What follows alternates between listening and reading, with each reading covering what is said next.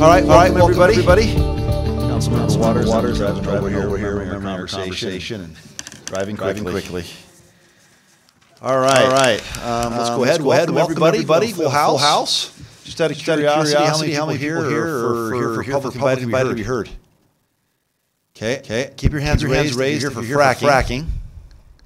Keep your hands raised if you're here for firearms. Second Amendment. Now raise your hand if you're here for something else. Okay. Just checking.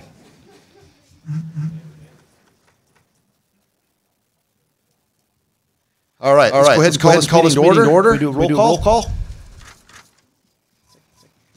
Yes, Mayor Bagley. Here. Councilmembers Christensen, Finley, Martin, Heck, Rodriguez, Waters. Mayor Bagley, we have a quorum. Let's say the pledge.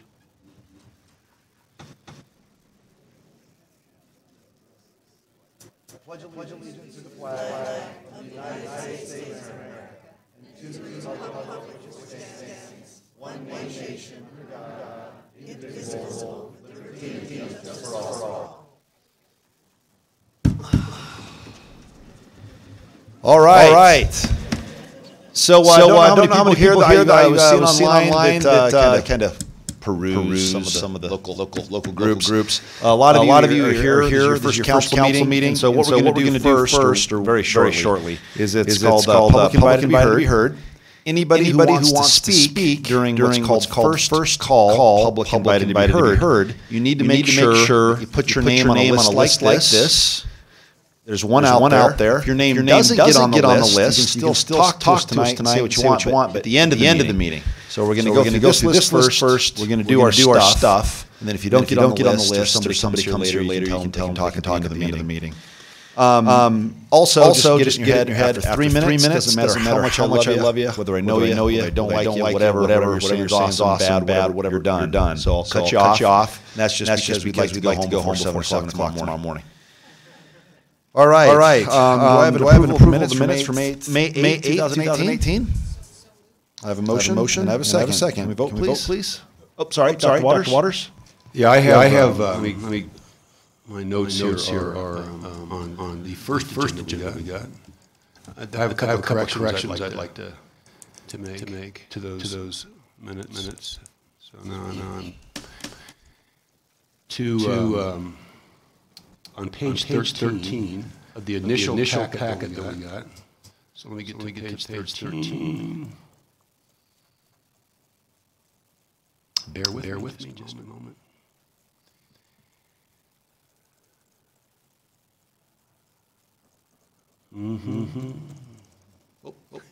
Sorry to take so much time. So in the second full paragraph on page 13. There's a sentence that says, this was reference to my statement. He further stated that one think that she'd be one thing, and the last sentence should read, Councilmember Waters stated that if he can't get everything he wants, then he will take everything he can get for this community, okay? Which is a little different than what's there. Everything he can get. With those two corrections to the minutes, I'm ready to vote. Great. You guys accept the friendly amendment? Councilmember Finley? All right. Let's vote.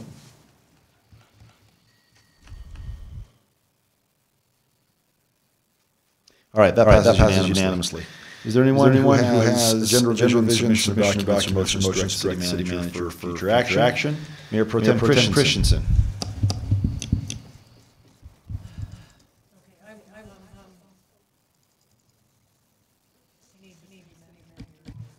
Try again. I need the city manager. Okay. Drying himself off. I wanted to confirm that the affordable housing discussion will be taking place at the next meeting. I think the next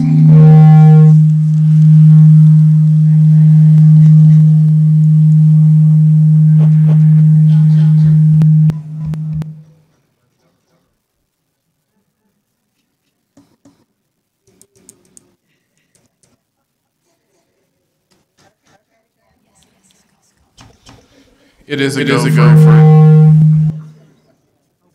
No, it's not.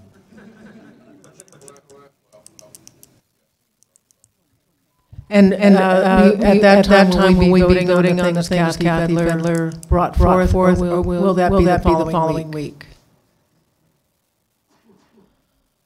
Voting for an ordinance? Because Voting for Kathy Fedler brought forth at least five things that we were to be voting on, including the percentage of affordable housing, the pay in lieu decisions and some others. Yeah, Karen knows.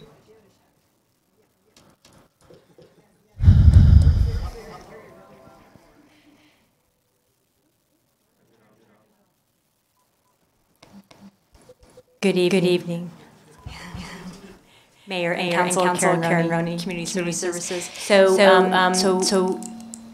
yes, what we will be bringing back on June 12th is all the items that you gave us direction you wanted to follow information. Keep going. And so we will be bringing all that back, all associated with the inclusionary housing ordinance, and you will be giving us direction about what you want the inclusionary housing program to look like. Which and then at that point in time, after we get direction from council, then we will proceed with what we need to do to prepare an ordinance. But we have all the items outlined from the last conversation you had regarding inclusionary housing, and we'll be bringing all of those items back for further direction from council. Okay, including the percentage and the cash in lieu.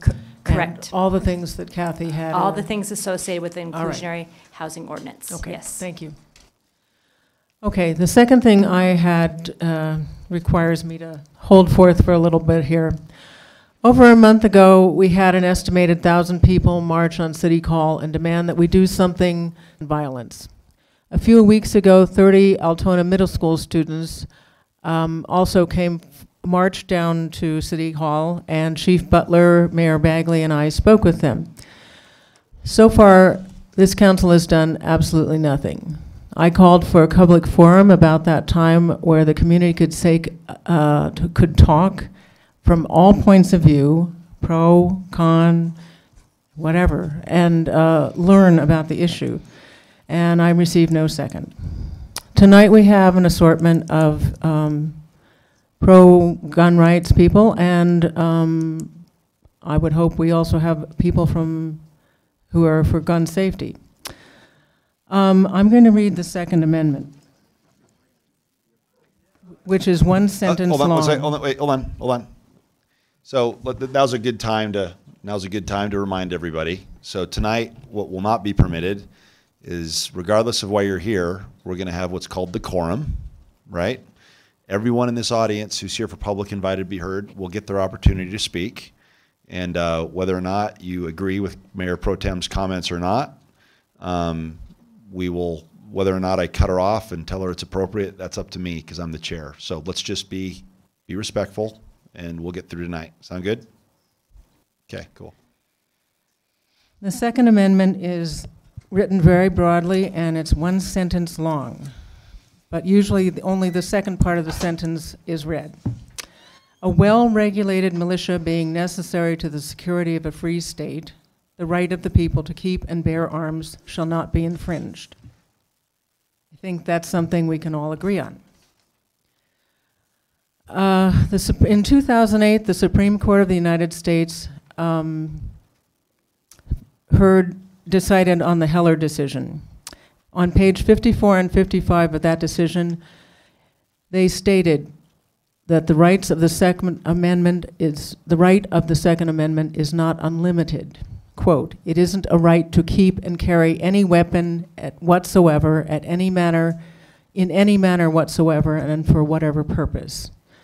They also said, secondly, that nothing prohibits setting laws, imposing conditions or qualifications on commercial sale of arms or on special conditions such as prohibiting possession by felons, the mentally ill, or domestic violence.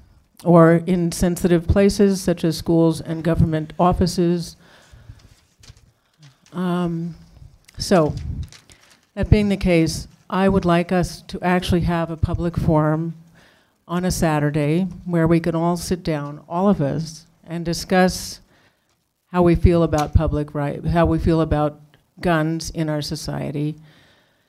Perhaps at the Aura Center, which is what we've done before. We had a very successful forum out there, and I suggest that it might be good to have Chief Butler, people from the pro-gun side, people from the gun safety side, the city manager and the city attorney or his assistant, and everybody be able to sit and talk with each other, because we're all Americans.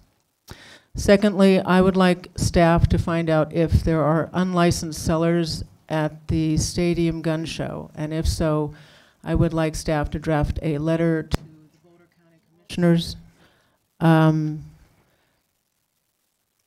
requesting that they require all sellers of any firearms at the publicly funded arena require background checks. Those are two simple measures. Do I have a second on the public forum?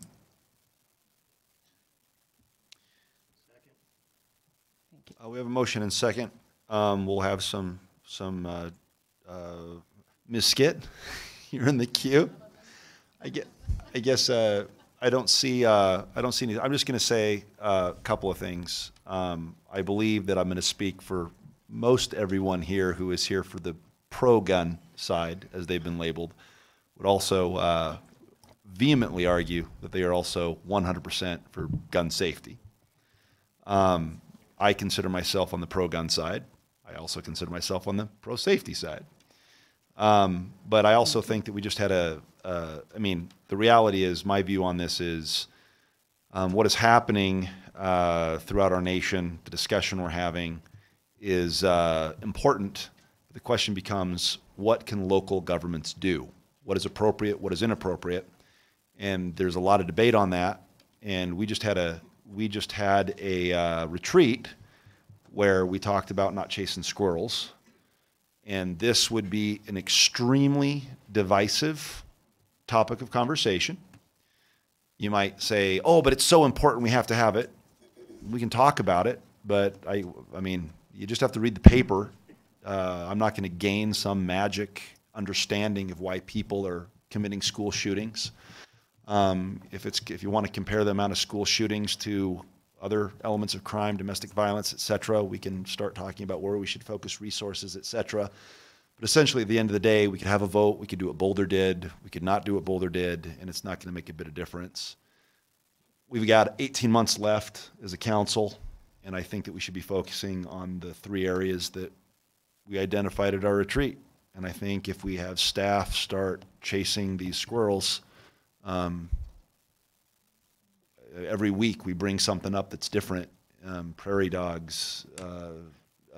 It just will never stop. I think we should let staff do their job, and we've instructed them on what to do. I think we should do that. Now, if somebody on council wants to hold a public forum, I say go nuts. I think we have. I mean, if people want to get together and talk about that, that's great. But I wouldn't be for encouraging city staff to use time and resources to start developing ordinances and having forums in order to change anything here locally. Councilmember Martin? No. Thank you, Mayor Bagley. I was ready to say almost exactly the same thing. I think we should talk back and forth with our constituents much more than we do. If I were sitting in your chairs out there, I would be frustrated at my inability to ask questions and receive an answer. Therefore, I think that having a public meeting on a non-council night, I think, or Saturday, is a good thing, because participatory democracy is our ideal. However, I think that we are in the point in the law where we should probably not spend time drafting ordinances. we've got a lot of things that are going to affect public safety more immediately than that on our plate, or at least I hope it's more immediately than that. And we've got the city of Boulder conveniently testing our ability to do anything on this score. Therefore, I would like to have the meeting, but I hope we will not see fit to take it any further than that at this time. Councilmember Finley. Thank you, Mayor Bagley. See, I got Bagley right. Thank you, Bonnie. Thank you. This is a federal issue. I don't think it will change anyone's mind to come together. I think... Can you get into the mic a little more? Can you pull it closer? I don't think that having a public forum will change anyone's mind. It will just give people a chance to yell at each other. I don't think the school shooting issue is a gun issue. I think it's a mental health issue. So I won't be voting for this. It just sounds like a great excuse to take up staff time and to take up everyone else's time when nothing can come of it because it's a federal issue. Councilman Waters. Thank you, Mayor Bagley. We had the opportunity, and we may get a chance tonight again, to spend some time reflecting on what is or is not a public forum. If you look at the legal definition, this is a public forum. It's a limited public forum. Standing on the street corner out there and expressing your First Amendment rights is an open public forum. And there's all, permutations of what is a public forum. Personally, the image of an event where, with all due respect to Mayor Pro Tem, where people are presenting information for the purposes of trying either to educate. I'm not certain that people need to be educated anymore on the Second Amendment or on what the law says. If that's the purpose, I don't think that's a good use of time. But if there's an interest in bringing people together to listen to one another, to share what their worst fears are and what their best hopes are, and if we can parse, there's a couple of references already to school shootings. That's a huge concern, but that rolls up into what the school district does with active shooter protocols. It's broader in the context of mental health and what we need to be doing as a community and what those investments should be. That's a little different than what Boulder did with an ordinance or what anybody might want us to do with an ordinance. I mean, if you parse the issues, they all require they're all complex, they all require a different approach. So if the purpose of a forum would be to persuade people, that's not going to happen. If the purpose was to educate people, I don't think that's going to happen either. If the purpose is to listen to one another, to share both worst fears and best hopes, and how do we move forward together as a community to protect our children, to address mental health, to secure the health and safety of the community through responsible gun ownership and what that looks like, then I'd participate in that kind of a process. And there are good methodologies for that. But it's not the kind of forum we had here last Tuesday night, where people stand up and provide specific information about an agreement, and so people are well informed. That was a need for sharing information, for educating an audience. This is different. So depending, and I would not favor directing staff to spend time on this either. I would favor me committing time to participate, and I would participate if the purpose is to bring people together to listen to reasoned, both concerns and aspirations for the future of this community. That's how we grow together as a community. It is a very divisive issue. We could play a leadership role in overcoming some of the divisiveness by modeling what it means and looks like for people of character and concern and compassion to come together and listen to one another with respect. So if that's what it is, I'll support it. And I guess I'm just sitting here just about ready to see the precipice that we're about ready to leap off. And like Dr. Waters, if we have a forum, I will be there. But again, we only have management at the city level that's so big.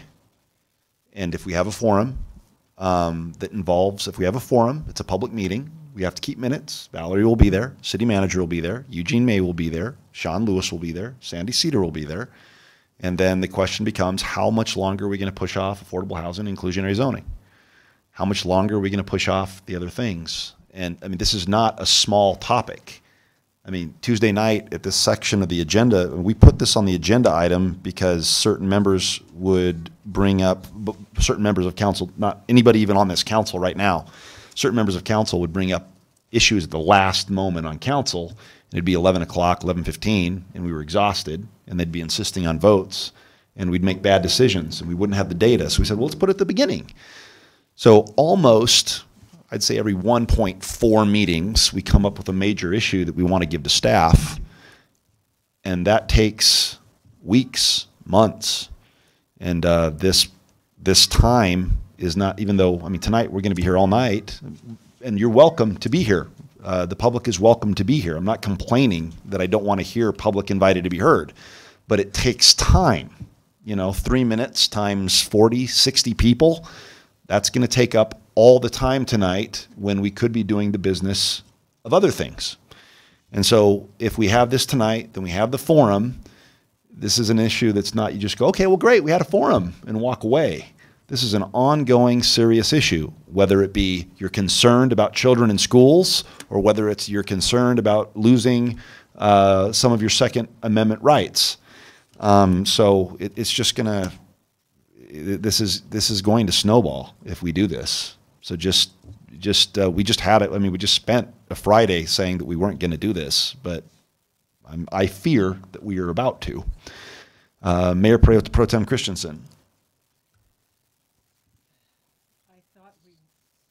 As you know, I am not the one who's been putting off affordable housing. I've been pleading with us to do that since November. So this would be taking place on a Saturday, such as one we had about a year ago at the Hour Center. It took 2 hours, and we had a very interesting discussion about a very serious issue. I cannot fathom that we are unwilling to even spend 2 hours to discuss an issue that 1,000 people asked us to address. Councilmember Martin.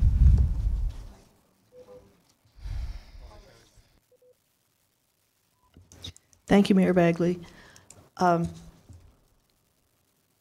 I am just asking about a point of procedure because it was my understanding that when the council came together and had a quorum, that a staff member had to be present. I don't know why the entire senior staff has to be present. Does it really? Am I wrong in my understanding? Eugene?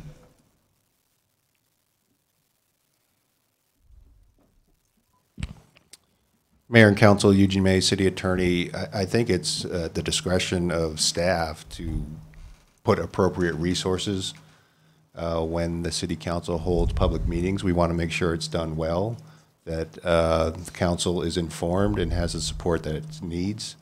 And therefore, oftentimes you do see a significant portion of the senior management attend those meetings so that we have the best, most knowledgeable staff at your disposal. Dr. Waters? Oh, sorry, Harold? So I'll give the legal piece. I think when we're required to have other folks there, it's based on the official meeting and having Valerie there to take official minutes for the meeting. That's where that comes in. But obviously, I don't want to get too. Can everyone hear me now? So it depends on what we're doing. It depends on the structure of the forum. It depends on what. I mean, we would want to build it appropriately so it serves the purpose that council wants it to intend, or the council wants. So it's hard to say whether it would be 1, 2, 3, until we really understand exactly what it is you all want to do. And I don't know what we want to do, but I'm pretty sure the 1,000 people that marched on City Hall and the people that are here tonight, they don't want us to have a 2-hour meeting and just talk. People are demanding action, and my only point is we don't have the answer. Dr. Waters? Thank you. I wonder which agencies or which groups in the community would be equally as interested in hosting a dialogue among members of the community to which we could be invited. Whether or not the Interfaith Council or another nonprofit in the community, whether some of the connections that Mike Butler and the Department of Public Safety have to say, you know, that's a worthy conversation, but not for the city or the city council to sponsor or the city staff to host or plan, but to which we could be invited as listeners, as participants. For me, that has way more promise.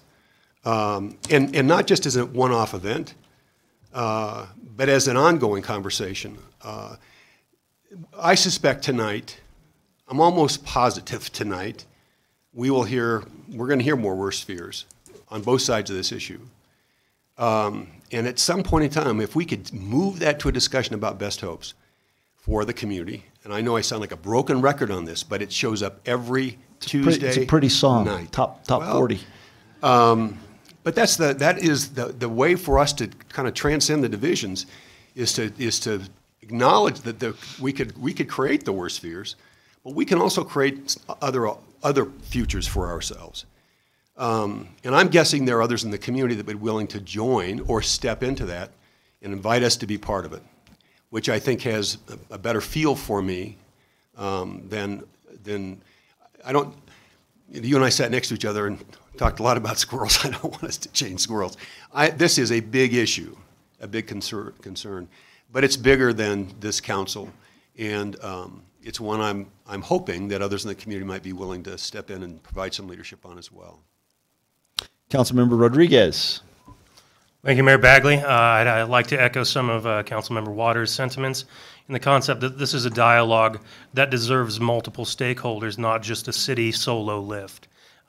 Be it also our other elected officials, such as our state representatives, state senators, the county commissioners, maybe the county sheriff, and those kind of stakeholders as well, because this is an overarching issue that does supersede the city limits of Longmont. And so I do believe that there needs to be multiple stakeholders involved in such a forum for it to be worthwhile. So that would be my sentiment. Councilmember Martin. Thank you, Mayor Bagley. I concur with the gentleman on my right, and I think that one stakeholder that Councilmember Rodriguez didn't mention that is probably the most important one is the school district. And possibly we should consider seeing if school district would like to participate in a forum. But I think that what I'm hearing is that a rush to get something done fast is maybe not the right way to approach this.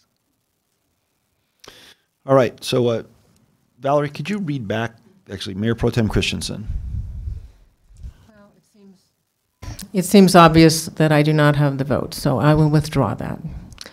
Do I have a second on my motion to have staff find out whether there are unlicensed sellers at the gun shows at the arena, and if so, to draft a letter to the Boulder County Commissioners demanding that they require all sellers of any firearms at the publicly funded arena require background checks. Do I have a second on that?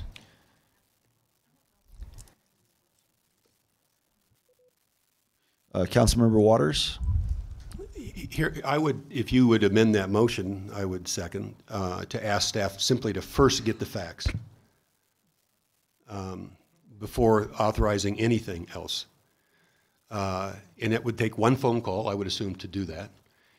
What are the parameters of the regulations, limitations when it comes to a gun show at the fairgrounds in a publicly funded, it's not a publicly funded event, but in a venue that was created with tax dollars.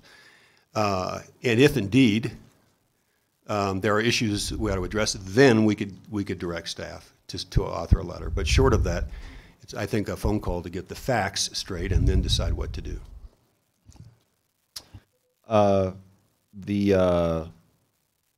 Nobody's in the queue, but so I own a lot of firearms.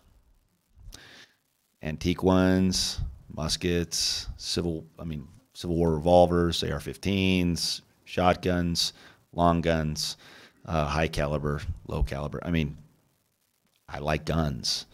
I've bought a lot of guns at the gun show. Tanner Gun Show, it's like, woo, boys, it's Tanner Gun Show, let's go. It's like Christmas 12 times a year. I've always had to, except for black powder weapons, the state of Colorado currently requires that we all have to pass a background check before we leave those facilities with a from license. You want to require everyone to have a FFL before they sell a gun. Right now, the Colorado law is that you have to actually, before you sell a weapon, you have to make sure they pass a background check. Everyone. I just read the law today. It says that unlicensed sellers do not have to require a background check. That's the issue here.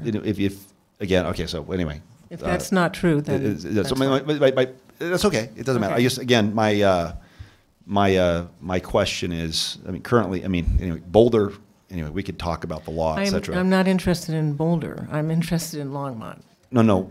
What I'm saying is I understand that. Fairgrounds are not in Longmont. They're in the county. Yes. The county, cities, et cetera. Right. There was a law passed a few years ago that basically states municipalities of any kind cannot pass gun restrictive laws that are more restrictive than what they require at the state. So a lot like oil and gas, it's a preemption issue, okay. and part of my concern is that we're going to go down a rabbit hole chasing squirrels. 6.5 years later, we're fighting a fight that we basically have a public forum and we're telling people, calm down, everybody, we can't do this. And so I wouldn't have any objection for city staff to placing a phone call and writing a letter saying, I don't know what it would say, to tell you the truth. Well, if it's true that our state law has been preempted that way, then there is, once again, like gas and oil, nothing we can do. So the that was, I think it was you, Councilmember Martin. Boulder's going to test that, push against it, and we'll see what happens. But was there a second for that or no? I'll withdraw it since there's no interest in it. All right. Okay. Any other agenda revisions? Okay. I just need to let you know, or the audience know, that we added Resolution 2018-59 to the agenda at the last minute. It will go on as item K under the consent agenda. What is item K, or what is item J?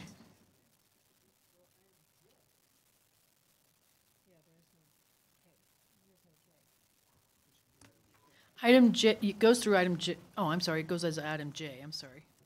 I already added it to my agenda. Okay, all right.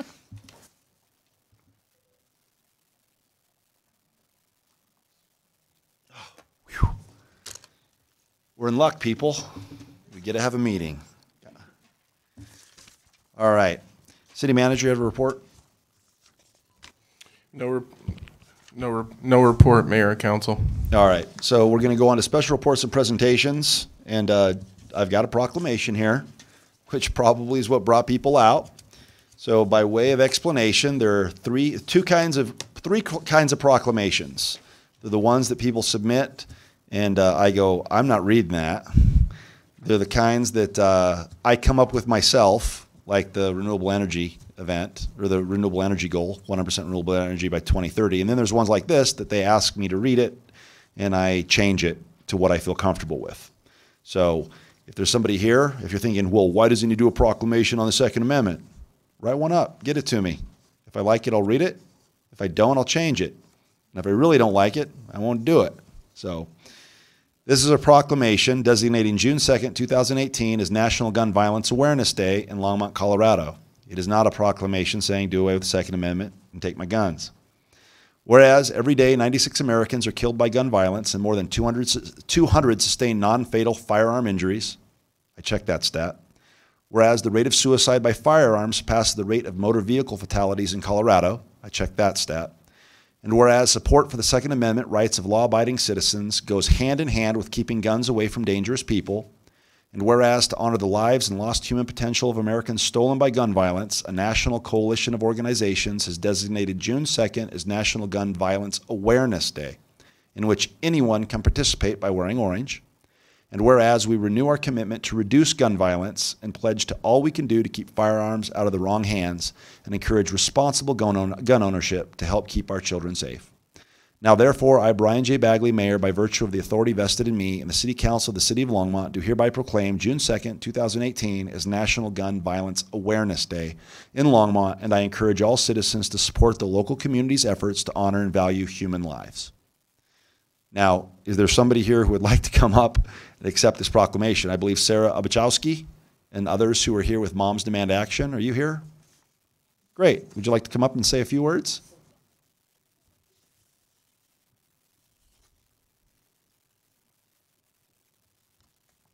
You sure can.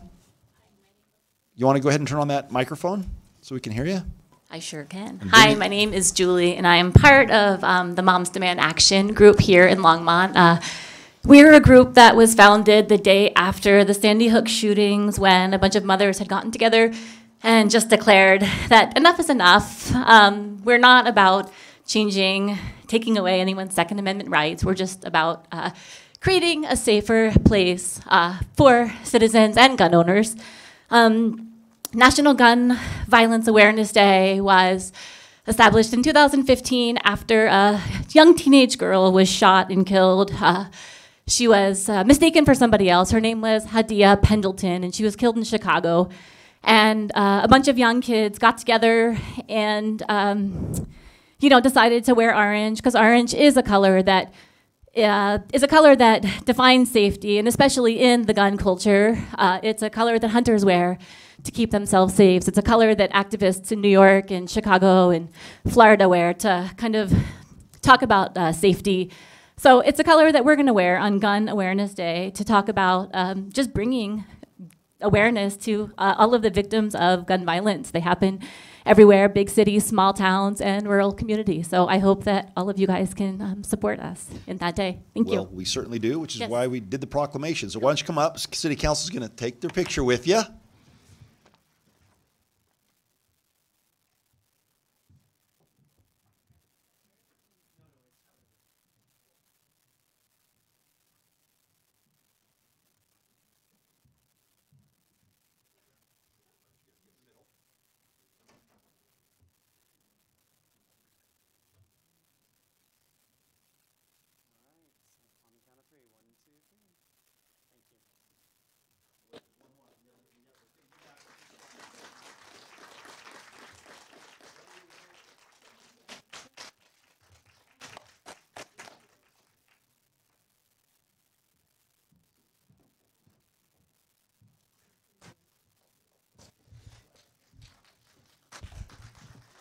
And when the Second Amendment supporters here give me their proclamation, I'll read it. Just remember there's no open firearms in City Hall.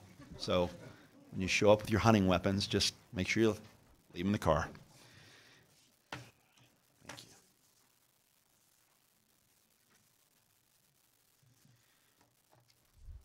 All right, we're going to move on to first call public invited to be heard. And so later on in the evening, we are going to be addressing 9A. It's an ordinance on second reading. I'm sorry, 9. Is it C or B? C. So if you raised your hand earlier and you want to speak on the topic of oil and gas, I'm going to ask that you don't do it at the first public invited to be heard. I'm going to ask that you wait until the public hearing on that particular topic. Now, if you're like, oh, I got to get home because the kids are, duct taped beneath the stairs, speak now and go home. But we'd like to get all that information and that public testimony, done all at one time. And so if I call on you, sir, in the future, I'm going to have to call on everybody. And so if you haven't got your name on the list, I'm about ready to start. And if you run up to Valerie, if there's anybody here who wants to get their name on the list, I'd suggest they get up here, and I'm going to start real slow. Mayor, I did want to say there were some individuals that wanted to speak on oil and gas but needed to leave, and we did tell them they could sign up in public invited to be heard because they weren't going to be here during the public hearing portion. Perfect. Then can you raise your hands if you folks are here? All right, I see 2 folks. We're going to go with you. 3. We're going to do 3. And then, all right, let's start with you, sir.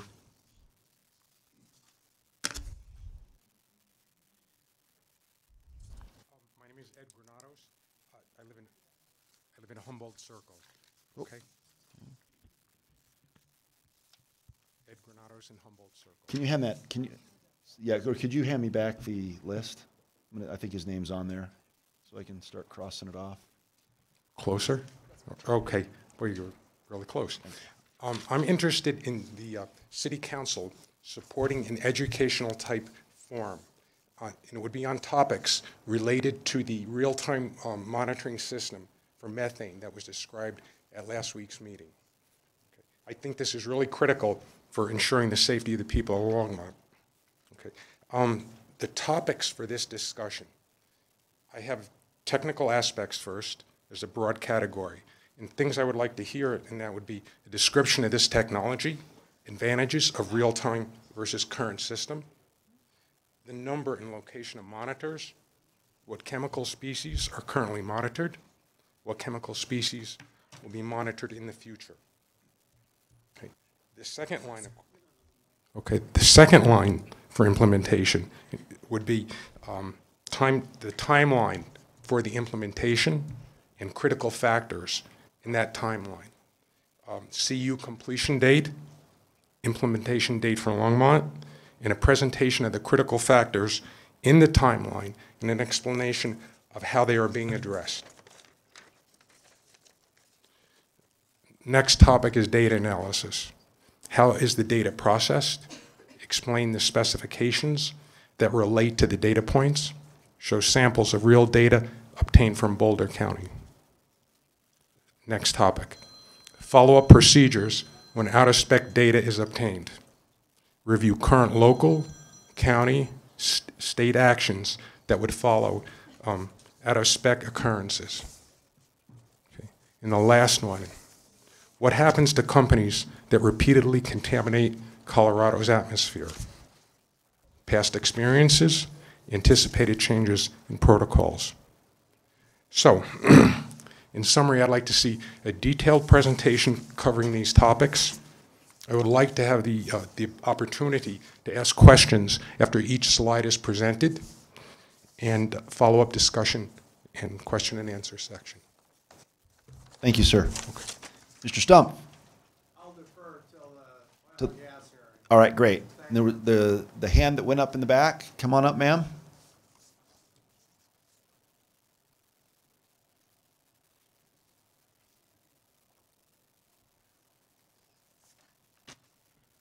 Elsie Klassen, 967 Hover Ridge Circle, Longmont. I first want to thank you for spending 5 hours until almost midnight last Tuesday listening to roughly 200 questions about the oil and gas ordinance, and also allowing your constituents to present some of our concerns to you directly regarding the staff's responses. The ordinance you're voting on tonight is a win for oil and gas, but not for Longmont residents. You yourself said at the open forum last week, Mayor Bagley, that we're making a pact with the devil. The proposed ordinance just doesn't go far enough. It doesn't protect our fundamental right to a healthy climate. It doesn't protect our air, land, and water. It doesn't change the unjust laws that have removed our right to local control. Fracking is a violation of our rights to a livable planet. I'm a nurse. I would compare fracking to cancer. Oil wells, like skin cancers, including deadly melanomas, are visible. But most cancers affecting our internal organs aren't seen, and symptoms may not appear until they progress to the critical stage 4, often too advanced for treatment to be effective. Going subsurface with fracking can lull us into a false sense of security.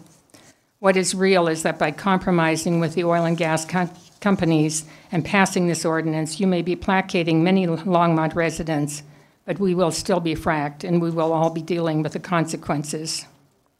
I appreciate your invitation, Mayor Bagley, to meet with the Longmont protectors to discuss the Climate Bill of Rights with which we'd like to amend our city charter.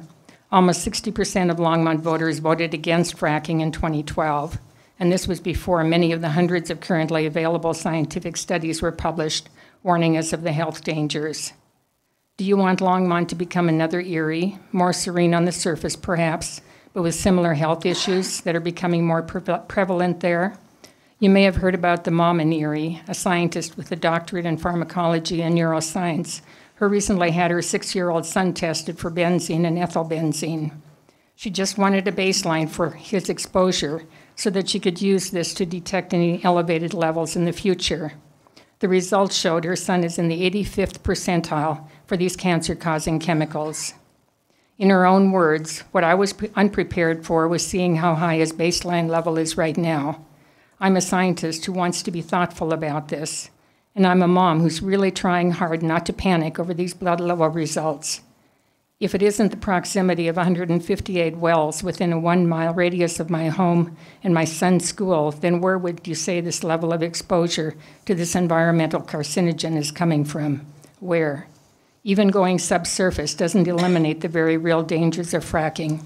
Like cancer, prevention is so much more effective than treatment with its toxicity and mortality.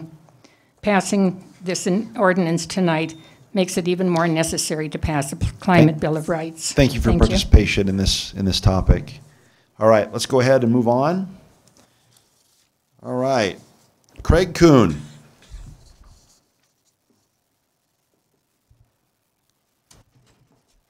If you could, and as you come up, if you could state your name and address, that'd be great. Craig Kuhn, 1812 East 4th Avenue, Longmont. Gun safety is why I'm here. I am here to protect the Colorado Constitution and the United States Constitution and the Bill of Rights, in particular the Second Amendment. We are all law-abiding citizens. Problems have arisen with people that have broken the law and endangered people. Sadly, people will resort to any measure, stealing, driving trucks into crowds laden with bombs, making pipe bombs, making Molotov cocktails. Drugs and mental issues contribute to the problems. Do not take away our Second Amendment rights because of other people going off the deep end. Other solutions include, as far as school safety, 1 point of entry, a metal detector. Can you hold on a second, sir? Yes. I'm gonna ask that some people are making motions. Don't make motions, because it's hard. And the reason is, if you were to talk and somebody else were saying something that you don't like, I'm going to say the same thing, because I want everybody with an opinion that's different. I think we all want everybody to be heard. So if you could reset his time, please. Great, thank you. Continue, sir. School safety. Let's try this. 1 point of entry with a metal detector and possibly armed security guards. These go a long way in safeguarding schools. Walk into any federal building or bank as an example. Personally, I own a .45 for protection. That is locked in a gun safe for everybody's protection. Consider that Boulder County is currently being sued to the tune of $9 million at taxpayer expense. Do not throw away Second Amendment rights from law-abiding citizens. Thank you. Thank you, sir. All right, Pete Stouter. And let's also don't clap. That's all right.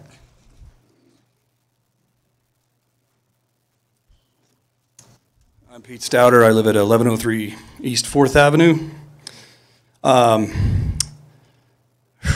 Interesting week last week in Boulder. Let's just put it this way.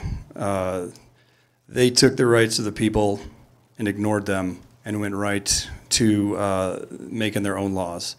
Undemocratic. That's not a democracy. We're here in Longmont because we're concerned because that's going to fade or bleed into Longmont.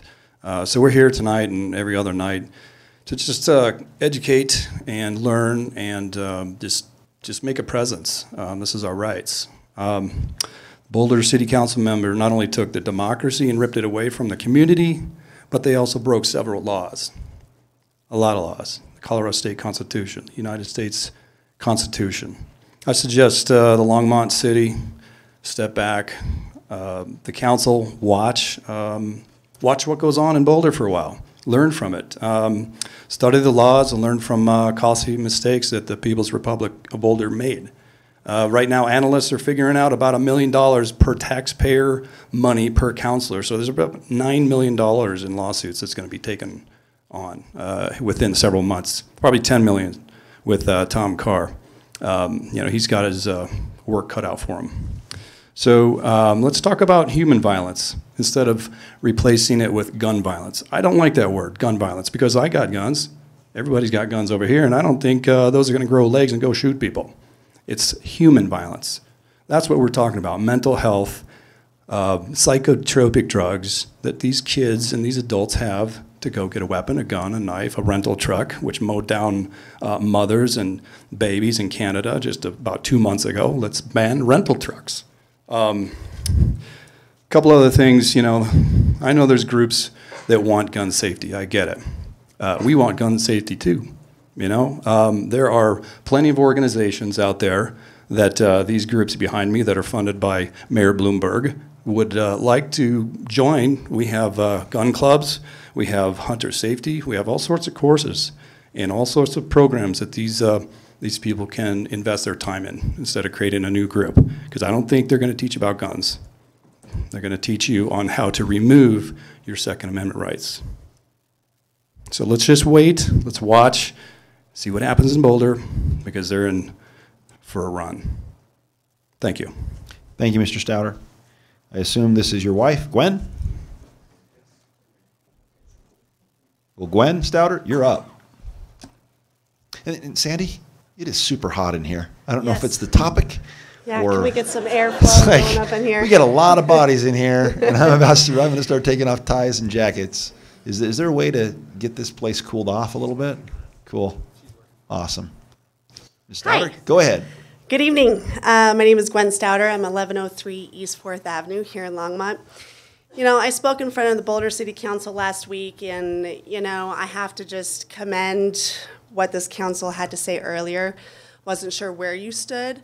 And I will tell you that it feels good to know that you're a little bit more level-headed than Boulder City Council.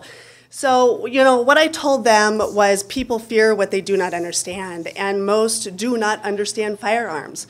I think that for people like those that are a part of groups like Mom Demand Action, they don't understand firearms. All they understand is what they're seeing in mainstream media and the violence between these people who have mental health issues and getting their hands on a weapon and going and committing a crime. The issue at hand here, like my husband said, is not so much the guns, it's definitely a mental health issue. Nobody's talking about this in great regards. They're simply talking about removing the rights of the majority of legal gun owners, such as myself, such as my husband, such as 50 other people in this group, amongst millions of others in this country. So it makes no sense to sit there and bow down to the minority and make the majority criminals. So, it blows my mind because 11 kids a day die due to texting and driving, yet car manufacturers not held accountable, cell phone manufacturers not held accountable. Nobody is blaming the cars or the phones. They're saying the kids are the ones making those choices. They're the ones dying more than gun violence. It just kind of blows my mind. In 2016, according to the CDC, over 67,000 died due to opioid overdoses. That's over 10,000 more than died in the Vietnam War. Nobody's really putting up a stink about that, even though heroin's illegal, most drugs are illegal, yet these kids still get their hands on these drugs, people get their hands on the drugs, and they still are dying. We are going to die. People are going to die. And I'm not trying to make what's happening in these school shootings insensitive. It is. I've got a 16-year-old, and he's at Silver Creek High School. I've got a daughter who's 19, and she's in college, far away from me, and I have no control over the fact that she's that far away, and I can't protect her. My son, on the other hand, I will tell you this. He does not fear guns. He's got frickin' 3 of them stacked up on his wall. What he fears most is bullying. What he fears most is isolation amongst the kids in the schools. You want to address school violence and kids going out and shooting people, you better start there. Thank you. Looks like we got a twofer. Charles and Marge Rundell. Do you each want to take a shot, or you want to come up together?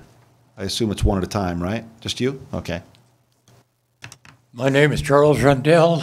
We live at 12484 Ute Highway in Longmont. We are in the outskirts of town, just by County Line Road 1. I concur with the lady, just about 100%. We start looking at these school shootings. You look at the age group that it's doing, 15 to 19 years old. How many of these kids that took up the gun and got ready to go shoot somebody were bullied in school? I'll bet you just about most of them were. Columbine over here, those kids were dressing in their the black fingernails, I forget what they call them, but they were chastised for doing that. They were bullied all the way through their high school. That was the first big shooting that we had. How many more have been done the same way? Stop and look at that. Now I'm going to address the bit of the auctions and doing background checks. I am a licensed firearms dealer. I have had a firearms license since they've been required in 1968. I probably had more firearms experience than most people in this room. I got my first gun when I was 9 years old, and I've had them since. I'm 82 now. I do firearms training for the NRA and also for the state of Colorado. It's a combative type shooting to get your concealed carry permit. I do background checks on every gun that I sell. I have had them denied, and I have had them approved. The auctions, all of the auctions that I have been to do background checks, even at the auctions, we do a background check at those auctions. Some of them there is stipulations on transporting them after the auctions that I have been in contact with ATF to get those changed or get a waiver. The last time I talked to him, one of the ATF boys says, that's just the way it is. I went to another symposium and I chastised him for the answer that he gave me, for giving me such a short, curt answer. Regarding, I had a list that I was going to talk about. 3 minutes I don't. The safer, let's see, the bullying bit I covered. Most of these shootings I think have been done by the people that have been bullied through school. The thing that Boulder County did over here as far as passing the ordinance that they did. I hate to cut you off, sir, because you're experienced, you're wise, and I love what you're saying, but I'm going to have to ask you to sit down because the 3 minutes is up. Okay, I'll be around here when this is all over. Right, thank you, sir. I got some things to say. Great, thank you, sir. Is it Marlena Tooley? Yes. All right. Close enough. Score one for me for close enough.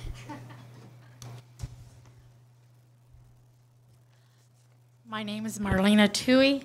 I live at 703 South Pratt Parkway. This has absolutely nothing to do with my home address, but it does have to do where I work. I feel a little bit like a duck out of water because it has nothing to do with gas, oil, or guns. Take a break. Trust me. Welcome. Welcome. Okay. We opened our business 14 months ago over on the east side of town. Has grown tremendously, all the different businesses over there. However, the city will not allow us to put any signage out on 3rd Avenue. Nobody knows we're back there. I have spent thousands of dollars through my business and personal to advertise, Not everybody reads the paper. Not everybody works the computer. Not everybody looks at the bus stop signs, for which are super expensive. I still have people, if I have at least 5 people that walk in my store every day that say, "We thought you went out of business. We couldn't find you."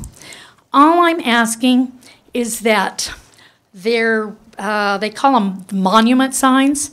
Back where I am is right behind the Dodge dealership. Tables to teacups, indoor flea market.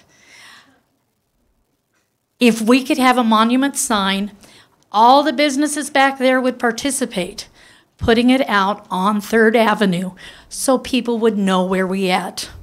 We lose hundreds of thousands of dollars constantly because nobody knows anybody's back there unless they go to UPS. Somehow everybody knows where UPS is.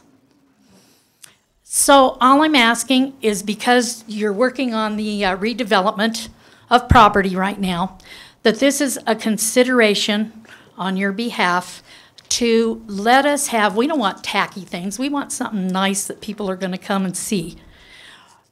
We would all get together, we would help pay for it, whatever it takes, just to have a monument station out by either the front of Dodge or Ford or across the street from them. We don't care where, as long as they know where we are. And what was your name? What was the name? No, what was the name again? Tables to Teacups. And where was it located? Just right behind the Prestige Dodge dealership. I didn't hear you. One more time? 3rd and Alpine, one block south. All right. But we need signs. Your store's awesome. I'm there all the time. I know Thank exactly you. where you are. All right, Georgetta Johnston.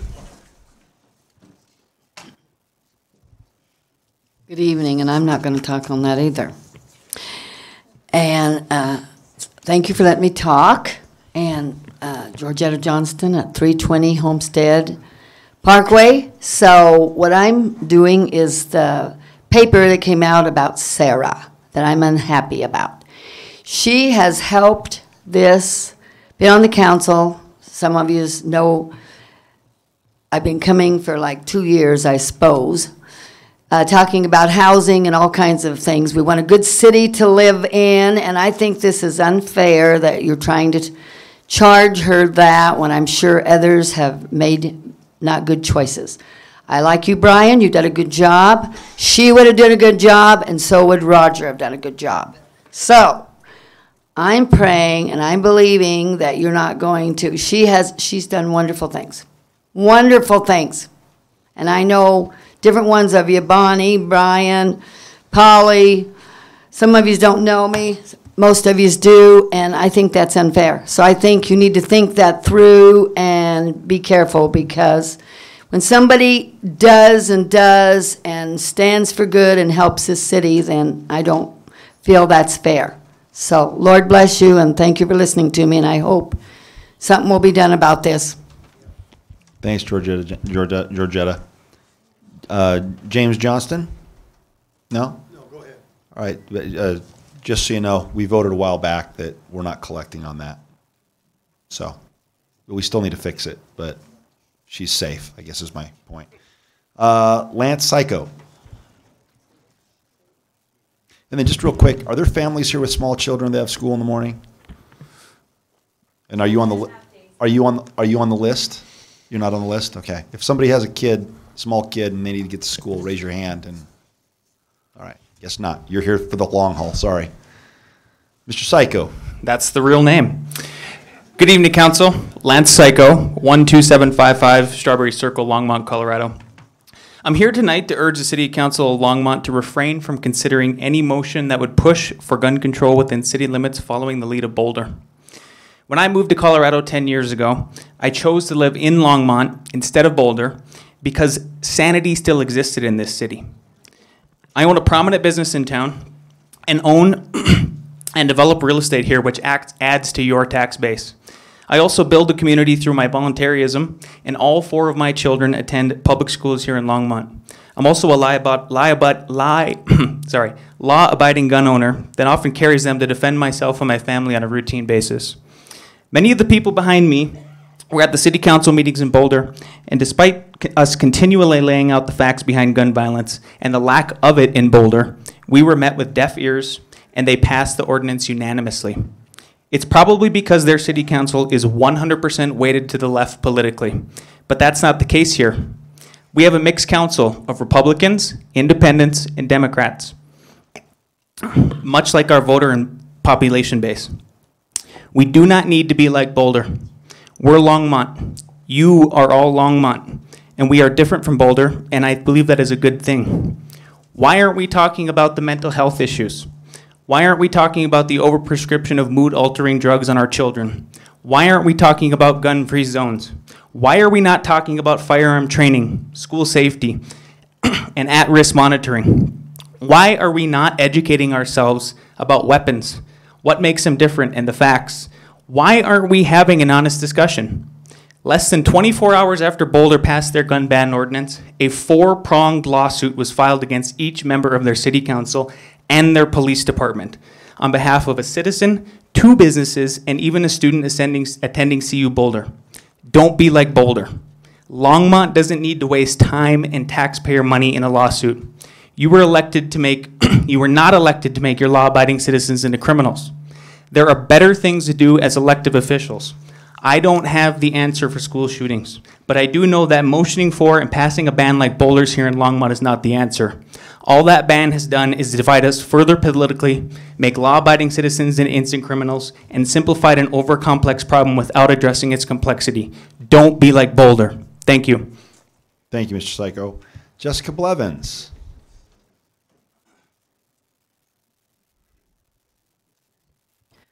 Jessica Blevins, actually in Meade, but I work here in Longmont, have for 10 years. I was going to talk about how the proclamation was, in short, I feel like a step towards negativity, and it's kind of a moot point now, but other than that, I'm here to support my Second Amendment rights, and I'm happy to see where the city is and that you're not going to do stuff like what Boulder has done.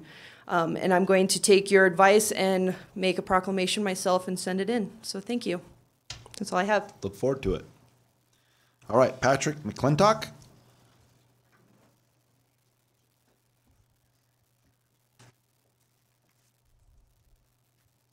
Good evening, Council.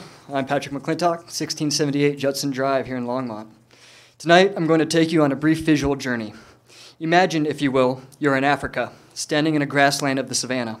Before you is an endless sea of golden grass. To your left, you notice a gazelle, tail wagging, happily gazing. Something catches your eye from the right. You see a leopard, hunched, prowling through the grass, moving swift but quietly, stalking its prey.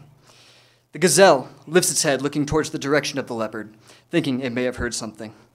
As you look closer at the gazelle's head, you notice something strange. You notice that its antlers were forcefully sawed off. The leopard dives out of the grass, claws extended, mouth open. The gazelle tries to run but is unable. It tries to fight as the leopard attempts to latch on, using its head in defense, but it is no use because its tools for self-defense, its antlers, were removed.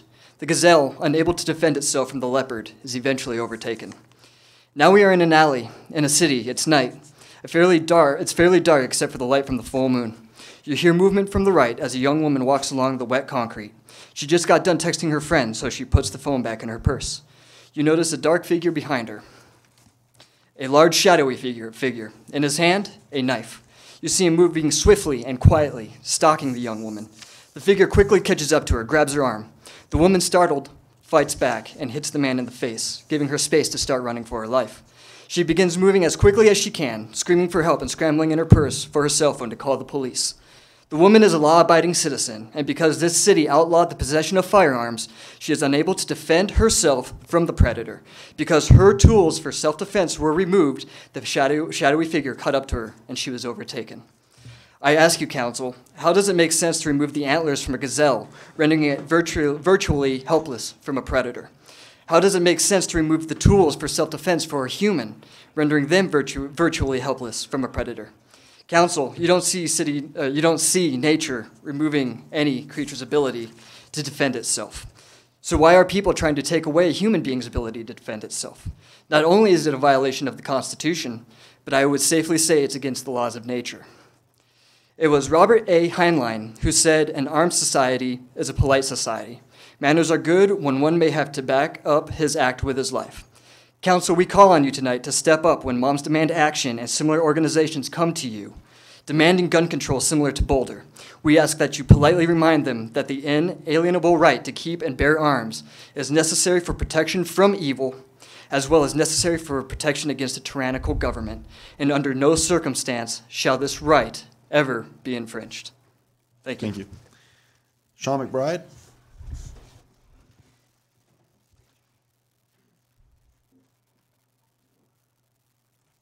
Hello, Longmont City Council. My name is Sean McBride. I come to you as a concerned citizen from Loveland. I live up at 1719 Cattail Drive. And I'm also a U.S. Army veteran. And when I see these kind of proponents that are going on in Boulder right now, it's quite scary. History is repeating itself. So I ask you, City Council, look at history. See what has happened in the past and don't repeat those mistakes. Are we going to repeat the same mistakes that the Weimar Republic did as the Nazis rose to power and then disarmed their whole nation, put them in concentration camps and killed them because they had no ways to resist? Or, as the left like to say, what about the Democratic Socialists? Democrat Socialists have killed more than the Nazis. Stalin and Lenin were Democrat Socialists. They rounded up their political opponents and killed them en masse, just because they spoke out against them. What about Mao in China? He killed over 60 million of his people in his so-called Cultural Revolution. Pol Pot, or the Kim Jong-un family in North Korea. This is America. I served my country and I swore an oath. My oath was to protect the U.S. Constitution and the people of America against enemies, both foreign and domestic. That oath never expires. Thank you for your time. Thank you for your service, sir. I'm going to slaughter this one. Bob Nibjor? Nybor. Sorry, buddy. Yeah, I know I do. I just couldn't read it. I know. I can remember Bob, though. Bob, welcome. Thank you. Can you hear me? Yeah. Okay. My name is Bob Nybor. I live at 4050 Arezzo Drive here in Longmont. I've lived in Longmont since 1993 and have been a citizen of Colorado since 1987. With that, I've always enjoyed the mountains, the recreation that we have here. I love Longmont for all the services it provides, and it's a safe place to live.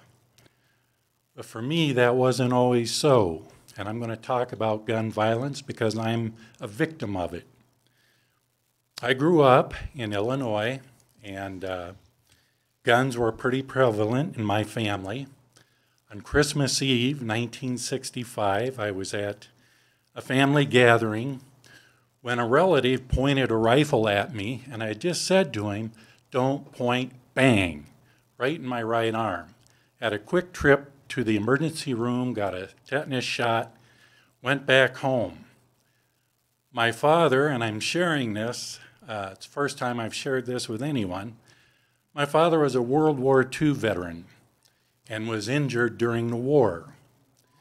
I don't know what ghost haunted him, but he had firearms, and he terrorized my family and I for the entire 18 years that I lived there. If he came home drunk, he pulled a gun on us. Sometimes he threatened to kill us with it. I don't know why he didn't. So for me, it's a very personal issue. That said, for 22 years, I worked for the city of Longmont. I was a supervisor here on the second floor of a facility, and I dealt with the public day in and day out. Most of the time, 95% of the time, my interactions with those folks were very positive. I enjoyed it. Once in a while, as a supervisor up there, I was called out and had to deal with people who weren't using the facility as what it was intended for. Sometimes when I talked to them, I could reason with them and settle the issue. Sometimes I had to evict them. Never once did I have a gun. Some of those folks were pretty scary. They really were. But I knew if I needed extra help, the police were right down the street. So I don't feel like you need a gun to protect yourself. I don't know what that fear is all about. I really don't. I don't have a gun, nor would I ever want one. If somebody wants to take my life with a gun, I suppose they will. But I'm not afraid of it. And I feel like Longmont is a place where you don't have to be afraid. Thank you, Mr. Nybor. Thank you. Appreciate it. Jason Boros?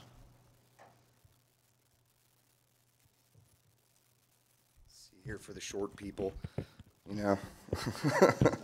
So council, thanks for hearing me. I didn't really prepare a statement.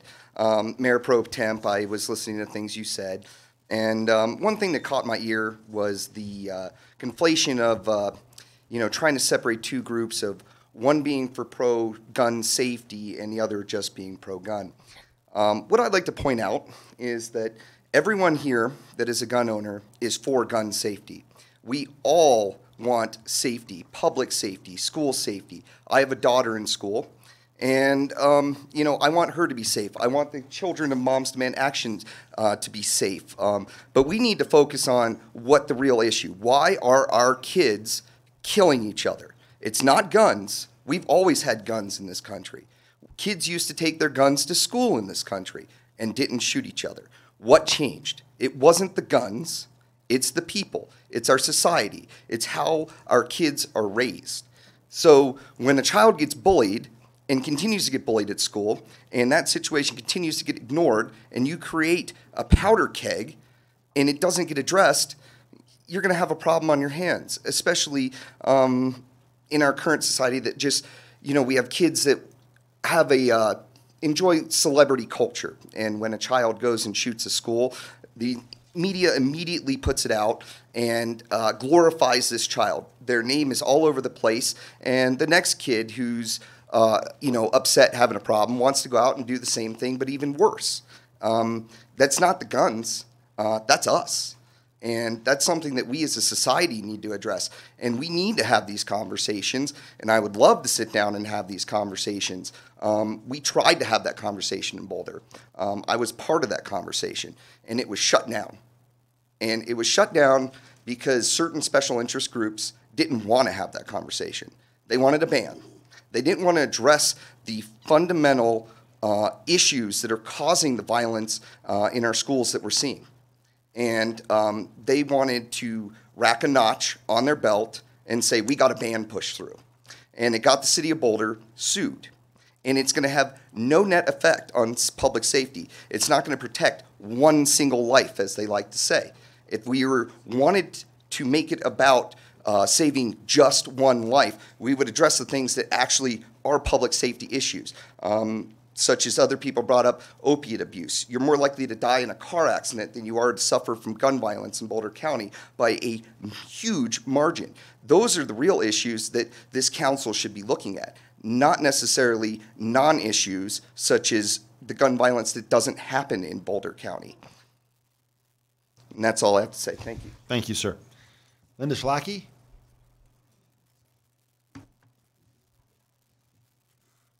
Got to be careful who you sit next to, Linda. Just kidding, Strider. Linda Schlacke, 2307 Sherry Marsh Street. Thank you so much, Polly Christensen, for presenting some good facts to us.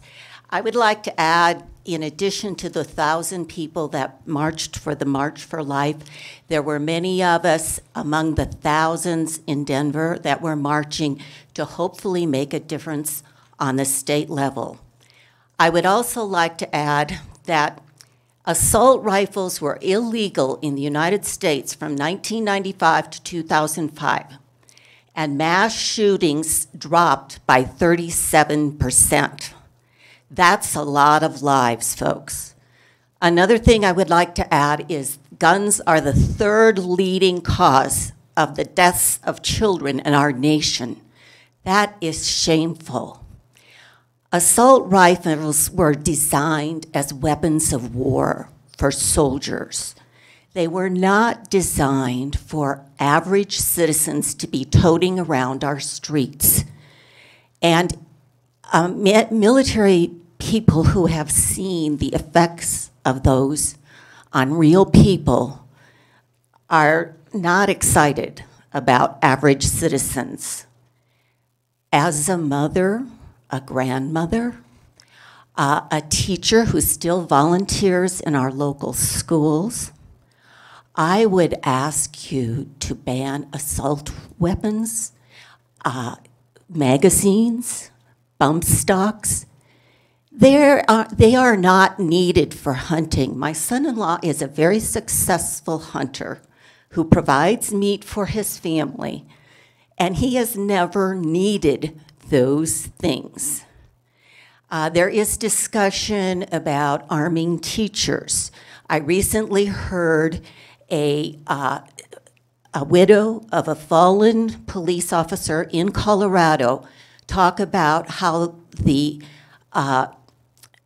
guy he was chasing grabbed his gun and shot him to death. This is a man that's been trained in guns. This is my concern. I mean, teachers have not signed up for that. They have enough on their plate. But we need to realize these are dangerous weapons. They're not toys or meant to be toys. And we need to do something on the grassroots level because a lot of people in Congress have been bought off. I'm sorry, that's the reality. And so we have to start somewhere.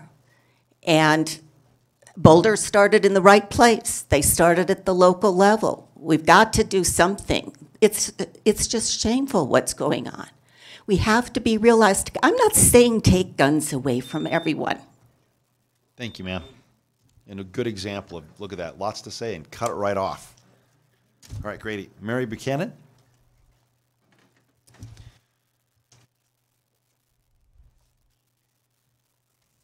Hi, my name is Mary Buchanan. I live in 910 West 8th Street in Loveland, Colorado.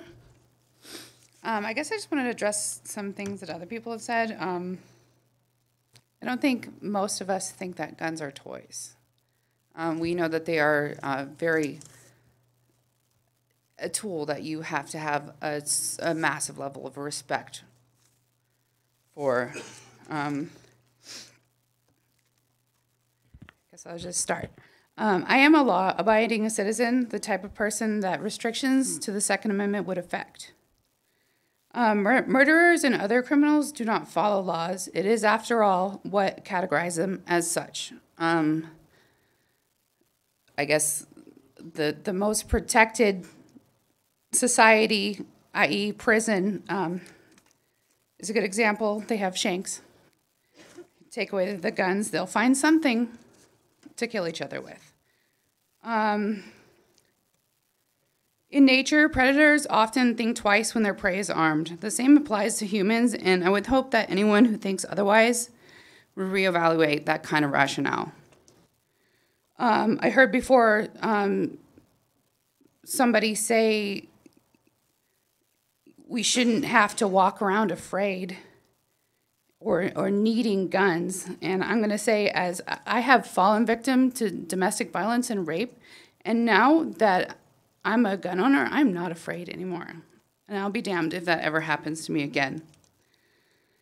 I am a disabled single mother, and I do anything to keep my daughter safe and myself safe for her sake. A society grows best when old men plant seeds of trees whose shade they will never sit in. That is a Greek proverb that resonates with me. I was going to say, we are so fortunate as Americans to live in a country whose founders fought and thought to prevent future generations from enduring the very tyranny which drove them to seek the freedoms we have today. Thus, the Bill of Rights was born. This document was created not to grant people freedoms, but to protect them from those that would choose comfort over liberty for not only them, but for everyone else. I, as a concerned citizen whose life is affected by the actions of my neighbors, urge you, councilmen, in the age of emotions, driving legislation to remember the oath you swore to protect the Constitution of the United States of America and of the state of Colorado. Thank you. Thank you, Ms. Buchanan. I was going to say Andrew Owner, but no, it's O'Connor, right? All right. Score one for me.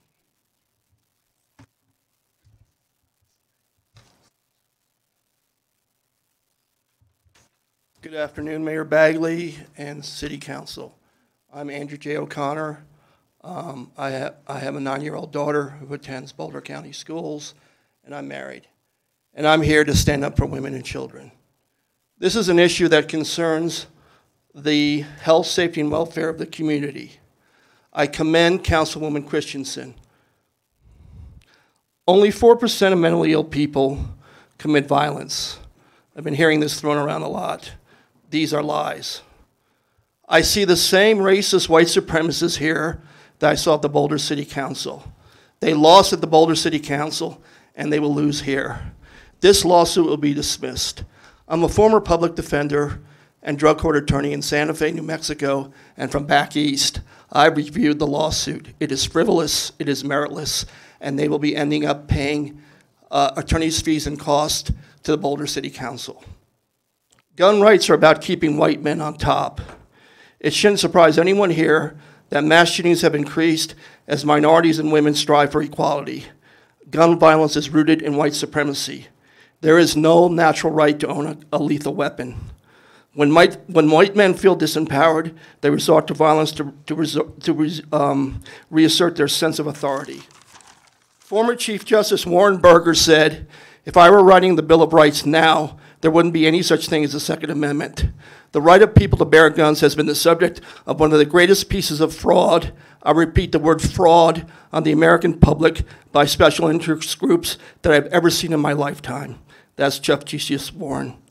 Please remember that these racist white men justify and excuse the slaughter of school children, our children, and they are simply cowards at heart. White men with guns are the problem. Please do what Boulder just did and pass an assault weapons ban. And in fact, I would urge you to do one better than Boulder and ban all guns. This is a public safety issue, and you can do good. Thank you. Thank you very much. Gary Spencer.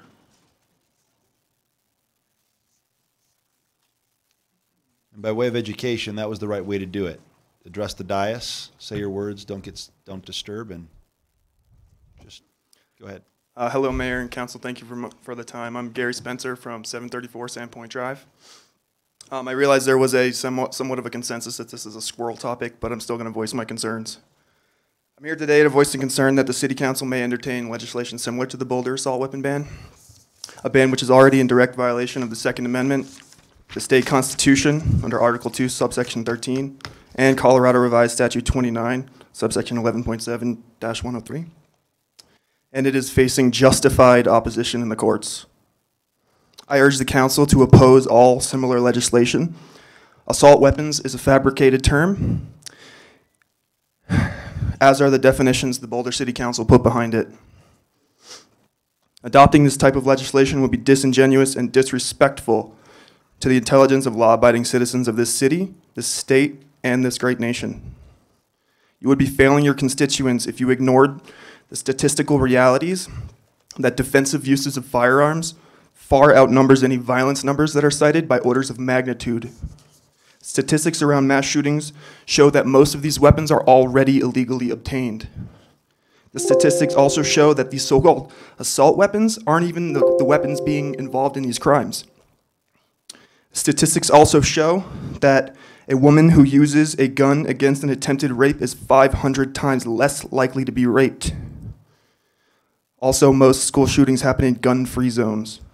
And the most obvious fact is that crazies and criminals don't follow the law. The defense of ourselves, our families, and our communities from threats, foreign and domestic, is a liberty and a responsibility that I agree with many Americans, including the founding fathers, is a natural right as natural as free thought and speech. And it is crucial to maintaining a polite and free society. Adding restrictions to inalienable rights only leads to those rights being abused by the privileged and the deranged. I would also like to add that the 1998 to 2005 assault rifle, it's really assault weapons ban, was ineffective. And the only reason that 37% stat exists is because the lens through which the stats were looked through was skewed to 6 killings, or 6 people murdered per shooting, instead of 4, which was the industry standard. Thank you for your time. Thank you, sir. Dan Twing?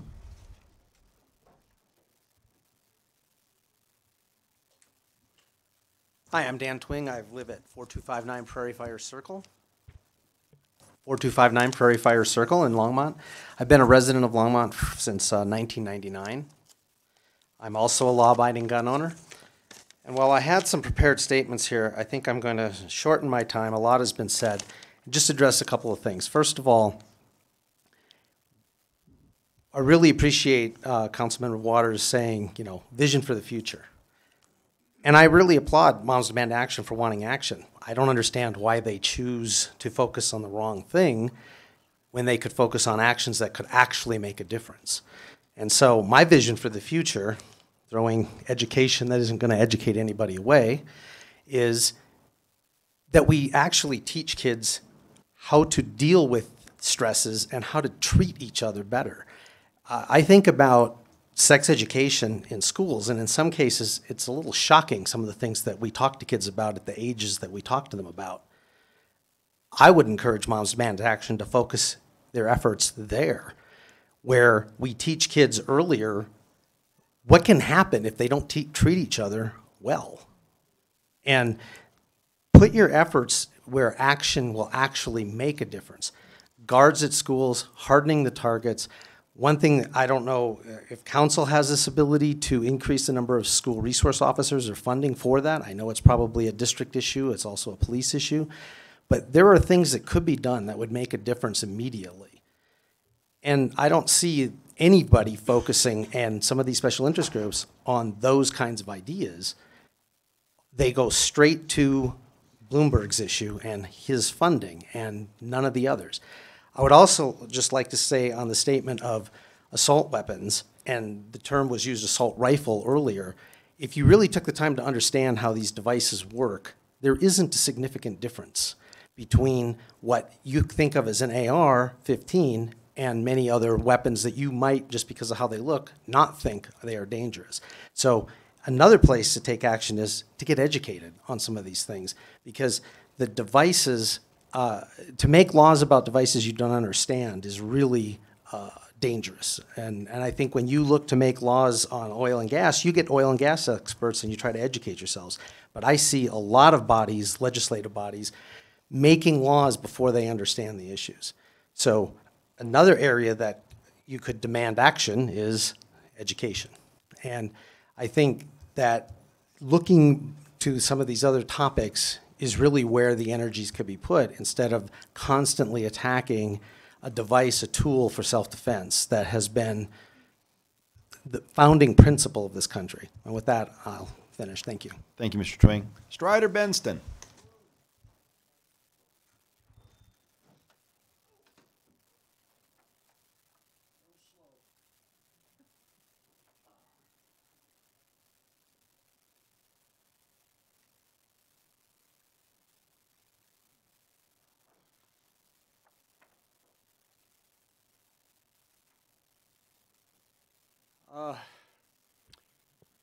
Good evening, Mayor, Council.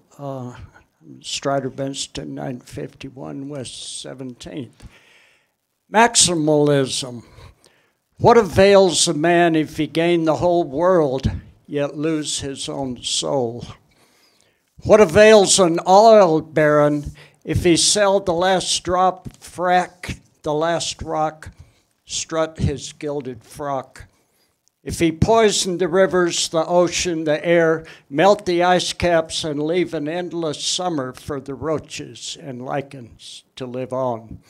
What avails a fractivist to demand perfection while 2,000 new wells spring up down the street? If we neither know nor respect nor employ the democratic process, then those who worship firepower and or dictatorship start off with a distinct advantage. Our Niwot Supreme Court Justice, whose claim to fame and honor is that he voted that an 18-year truck driver only had a right to his job if he voluntarily froze to death in his broken down truck at 14 below zero.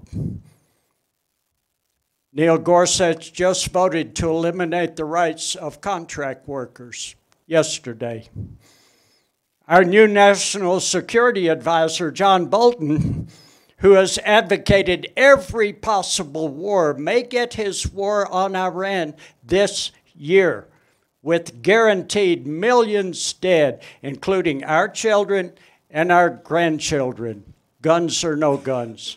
Democracy was invented to learn facts, hear opinions, and seek common solutions. The Civil Rights Act of 1964 was incomplete. Did we throw it out because it was incomplete? We had to march again in Selma. I did so.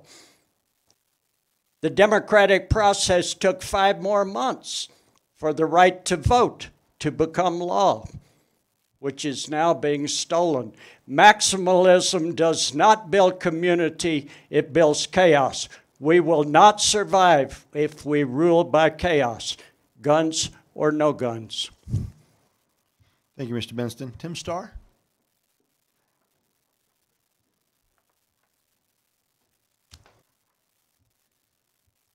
Hello, I'm Tim Starr. I have lived in Longmont for 6 years now at 1772 Sunlight Drive. One of the main reasons I moved here to Colorado from California is so I could get a carry permit, which I did as soon as I could. I assure you, where I came from back in California, which has the highest rating from all the gun control groups in the country, virtually no one can get a carry permit, and a lot more gun restrictions are in place than I think the people who say they're not interested in scrapping the Second Amendment are willing to admit. But if you look at what they do in practice, they go as far as they possibly can. For instance, the law in Washington, D.C. that was struck down in the Heller decision literally made it illegal for a guy who worked as an armed security guard during the day to have a functional gun in his home at night. That's the kind of thing that they push under the name of gun violence prevention or gun safety. Sorry, I'm a lot more nervous than I thought I would be. You're doing great.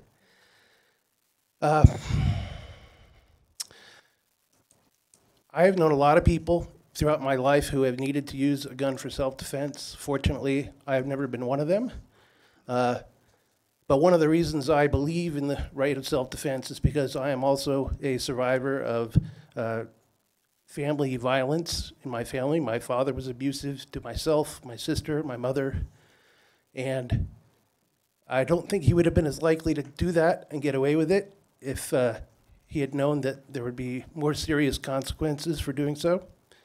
And that was also a situation where not only were the police not able to protect us, but they were legally not allowed to. We were under a court-ordered visitation. We had to go visit him. He threatened to call the cops to have us brought to his house if we tried to stay away from him. I guess the other story that I want to tell here is about a friend of mine who was working on a political campaign in California in 1980. When he and another friend of mine left the campaign office one night, they were followed by a street gang that started to threaten them. And the only reason they left them alone is one of my friends pulled a gun, scared him off. He then later moved to Washington, D.C., and became one of the plaintiffs in what became the Heller decision. His name is Tom Palmer. He's also a gay man, a founder of the Pink Pistols there. I had another friend in the Pink Pistols in San Francisco who told me he always carried a gun everywhere he went because every gay person he's ever known, or lesbian, or whatever variety you can come up with, all of them have been physically assaulted for their sexuality. Thank you, Mr. Starr. Thank you. Marisa Dirks.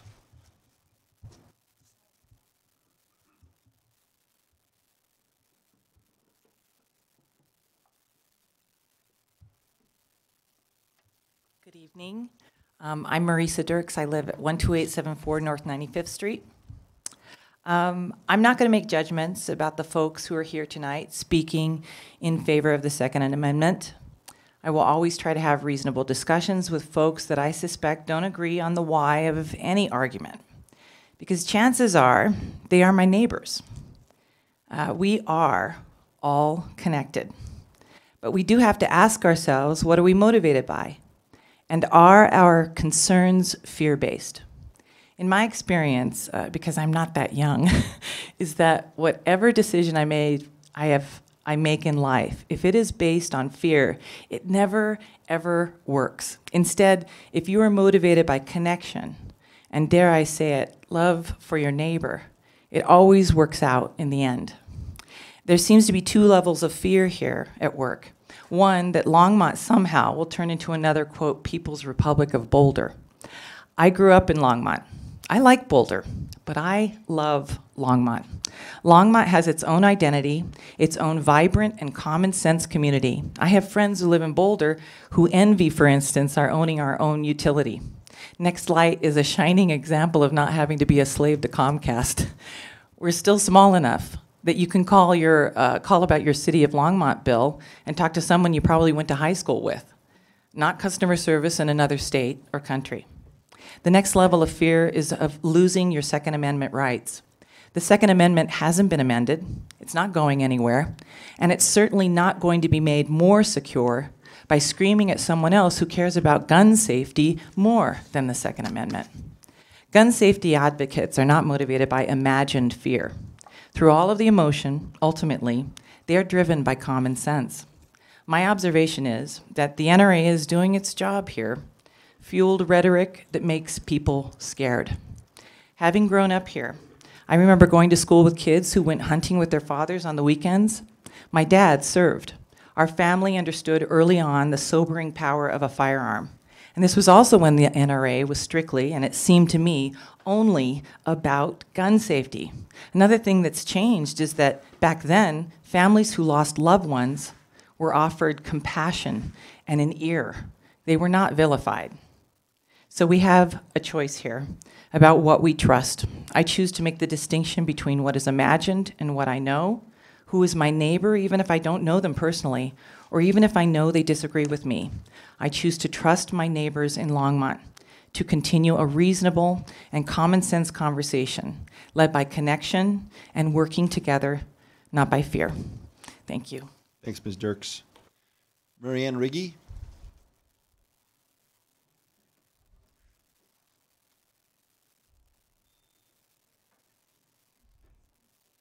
And no air conditioning. Air conditioning is not going to happen. No mayoral proclamation I could do. I hereby say, let's. They're working on it. Okay. They think it may have been hit by lightning. Oh. Whoa. All right. Looks like Kimber Governson.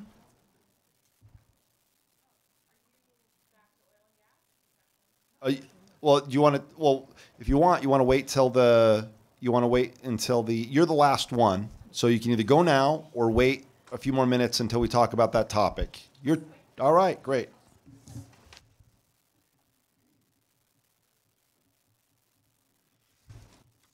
All right, that concludes our public invited to be heard.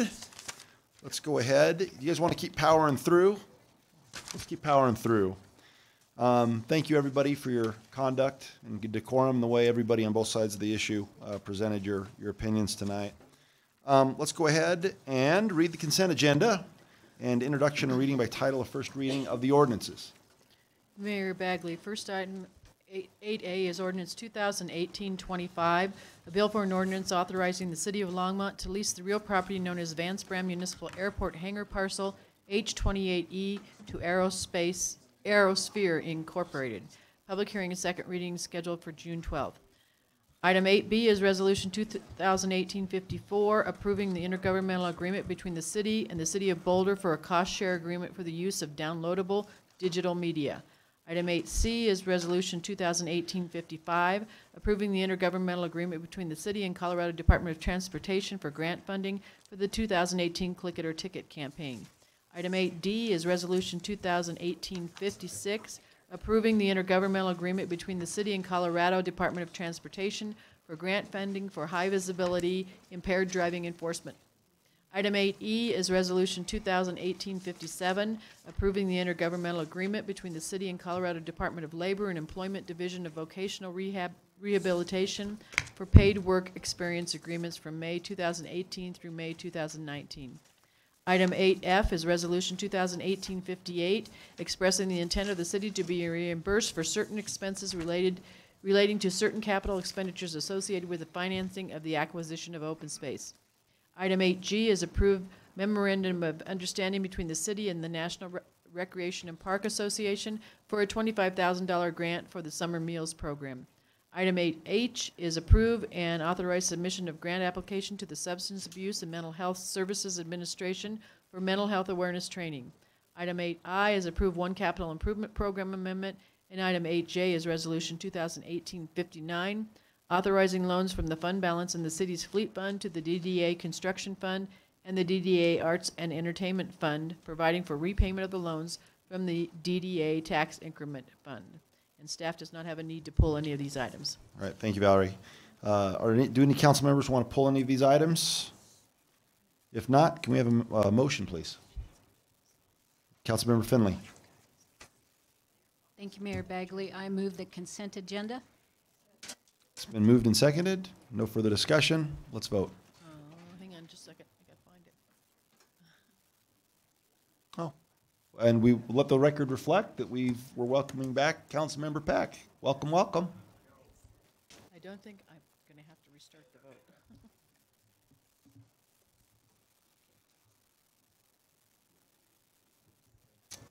Oh, just a second. I'm trying to do two things here. Sorry. I do not have her signed in, so she does not show up. That's all right. Okay. Do you want to, can you flash the voting results? Oh, didn't I? Okay, I'm No. sorry. Oh, sorry. I was going to ask. I can't. Oh, do we change the software? No, I messed up. Oh, okay. Well, that passes unanimously. Can't do it. All right, ordinances on second reading and public hearings. The first is 9A, Ordinance 2018-22, a bill for an ordinance making additional appropriations for expenses and liabilities of the City of Longmont for the fiscal year beginning January 1st, 2018. Is there a staff report from is there a staff report? All right, are there any questions, comments from council? Seeing none, let's go ahead and open this for public hearing on Ordinance 2018-22. Anybody want to speak? All right, let's go ahead and close the public hearing. Can I have a motion, please? I would move ordinance 2018-22. I'm sorry, I did it anyway. I didn't see anybody in the queue until it popped up. Great. No further discussion. Let's vote.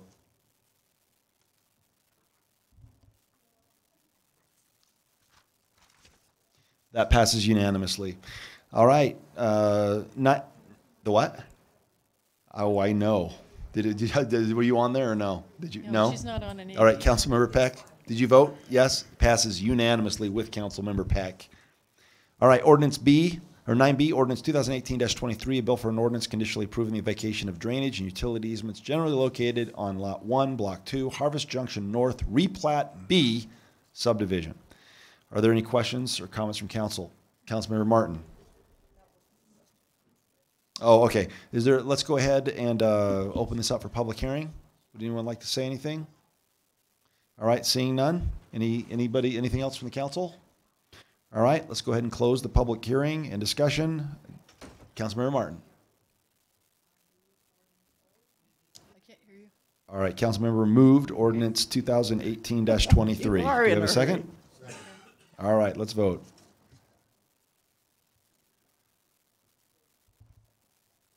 All right, great. Okay, now, time we waited for, 9C, Ordinance 2018-24. This is a bill for an ordinance approving the site relinquishment and lease agreement between the city, Cub Creek Energy LLC, CCW Energy LLC, and Top Operating Company authorizing the City of Longmont to lease the mineral estate of the real property known as the Hartman, Herner, and French properties, also known as the premises, to Cub Creek Energy LLC, the tenant, and approving the revocable permit and agreement between the city and Cub Creek Energy LLC for an access road. Are there any questions? First of all, is there a staff report? Mayor, Council, we presented the full we gave a full presentation on the first reading and then also did it again at the public forum, so we weren't going to present the same information this time. If council wants, would be happy to do that or answer any questions. I don't see anybody in the queue at this point, so just on behalf of the council, thank you very much for everybody for your work on this and for telling us and sharing that information. Are there any questions or comments from council? All right, seeing none, let's go ahead and open the public hearing on ordinance 2018-24. Let's go ahead and start with you, Mr. Stumpf.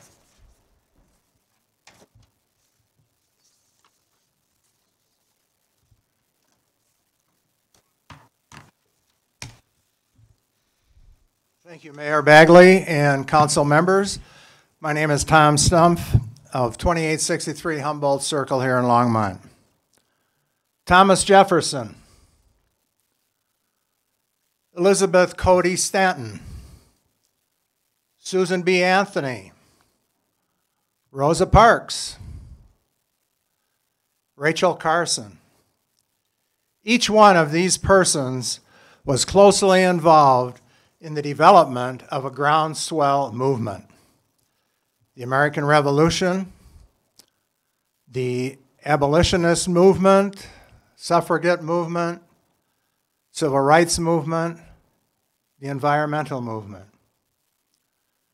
But they are only samples of many other historical movements which have evolved from the bottom up, not from the top down. They are clearly illustrative of how individuals can profoundly change society, regardless of laws, whether federal, state, or local. We need not necessarily be shackled by state laws just because they are there, as has been proclaimed in this chamber recently. That's why we, the Longmont Protectors, are promoting the Climate Bill of Rights, regardless of what the current laws state. Those laws might, in fact, be still legal, but whether they are moral is certainly highly doubtful. And this is, in fact, a moral issue, notwithstanding what has likewise been declared here recently. Moral relates to principles of right and wrong, a standard of right conduct or behavior. So as far as the Climate Bill of Rights is concerned, it is a truly moral argument, given that it advocates for the most fundamental right of each one of us to a healthy, livable planet. What is happening here tonight with the site relinquishment ordinance makes it all the more clear that we need to consider and implement the Climate Bill of Rights. The proposed ordinance does not protect the climate, and it does not change any laws. Accordingly, we shall not be changing direction. We shall be resolutely moving forward, not as so-called unruly activists, but rather as individuals who care strongly and profoundly about our fundamental right to a healthy climate. Thank you, Mr. Stumpf. Appreciate all your comments these last few weeks. Kimber Governson. Get you off the floor, stretch those legs.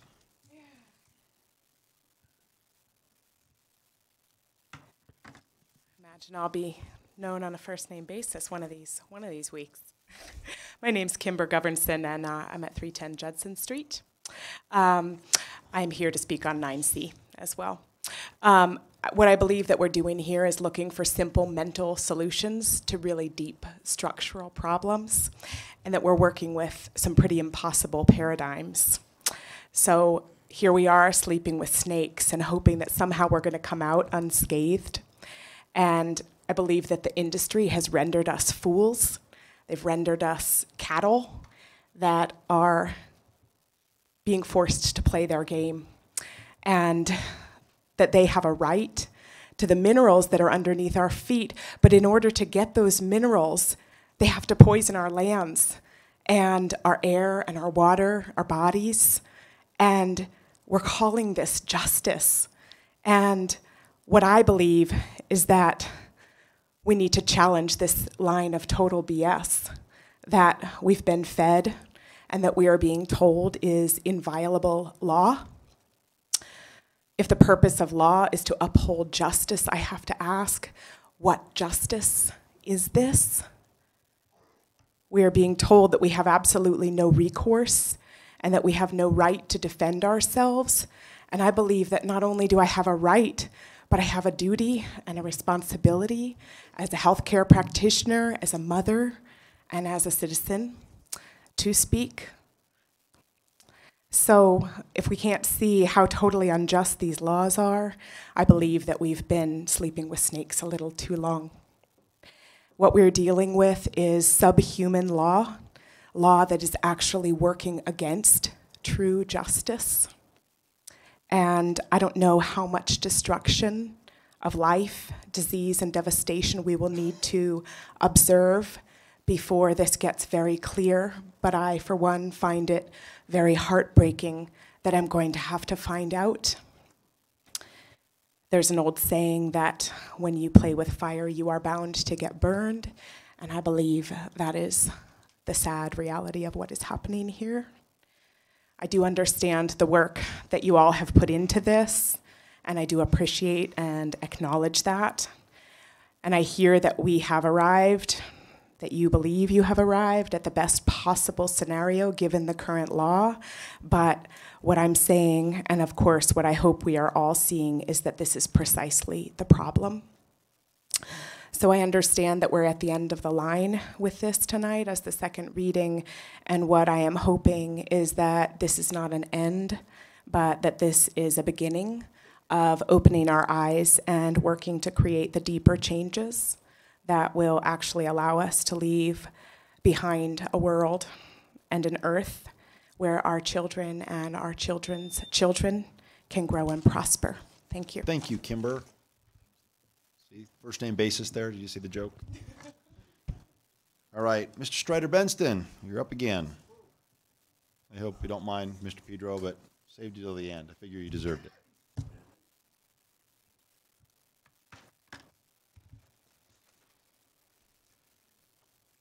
Thank you. I wasn't figuring on being so quick. Mayor Bagley and City Council and people. I tend to agree 97 or 98% of the time and on the content with my fractivist friends. Some of them are probably mad at me because I think the city did an incredibly good job of getting us the best deal that we could possibly or likely get at this particular moment in real time. And what I was talking about is the democratic process is crucial to the survival, although it has been severely corrupted by banning the right to vote, assaulting people one doesn't like when they have power in the system and all of that. But we still have to plod forward. I've often been considered and even called an extremist. Well, I will take that honor for truth, justice, beauty, dignity, love. But as far as any particular policy concerns, I understand there is always a process. If there's no process, then the only thing left is the gun or the bomb. And we will destroy the planet and ourselves if we use that. like our current president and NS advisor and Secretary of State are planning a war against somebody, probably Iran, but it might be Korea or Venezuela or Puerto Rico, they don't know. I've always really been a bridge builder, even back during the Black Power coup when the CIA took over the civil rights movement and introduced racism into the movement. And it collapsed soon thereafter because of that having happened. But I've really been a bridge builder. But when you're at war, both sides, what are the first thing they do? They blow up the bridges. So let's keep building bridges and learn to communicate with each other. Thank you. Thank you, Mr. Benston. Gordon Pedro.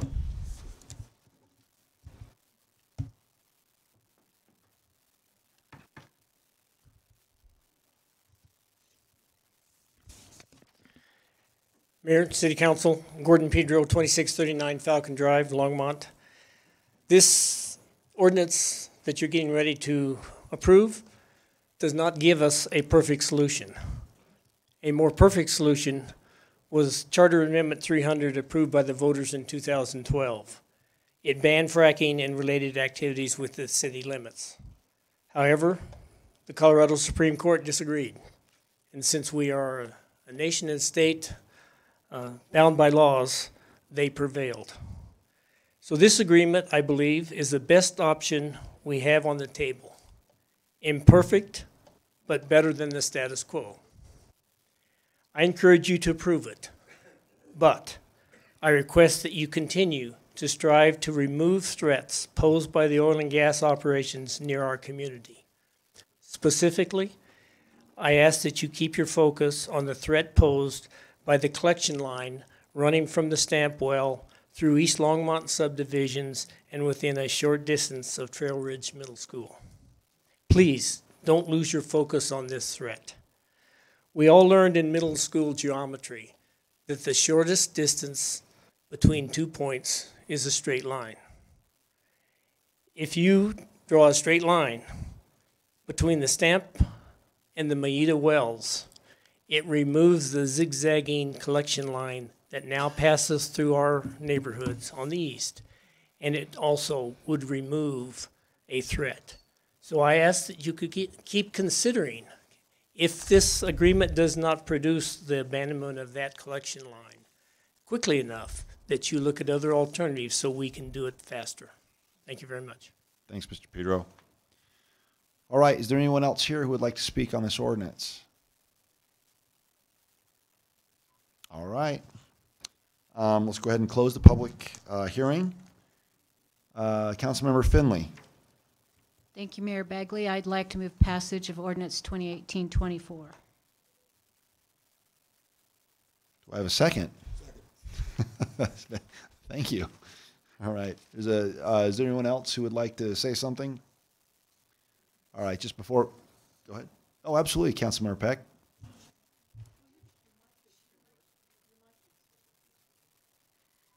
Great. Councilmember Peck. Thank you. So I voted for this ordinance when it came up on first reading because we were approached by residents that they wanted these wells out of our public lands because of the fear of what happened in Firestone. So my vote on the first ordinance was to get rid of that gathering line and to get those wells out of our public lands. But this time, tonight, because I absolutely am against fracking under Union Reservoir, I'm going to vote against it because I am voting this time against fracking. I wish I had stated a couple of weeks ago that I wish we could have divided this ordinance and had two separate votes. So my vote's null, but I'm making a statement. I absolutely do not want fracking under that reservoir. I think it is criminal, and so I won't be voting for this time. As long as we don't have 4 people making a statement, we'll be okay. Dr. Waters. Thank you, Mayor Bagley.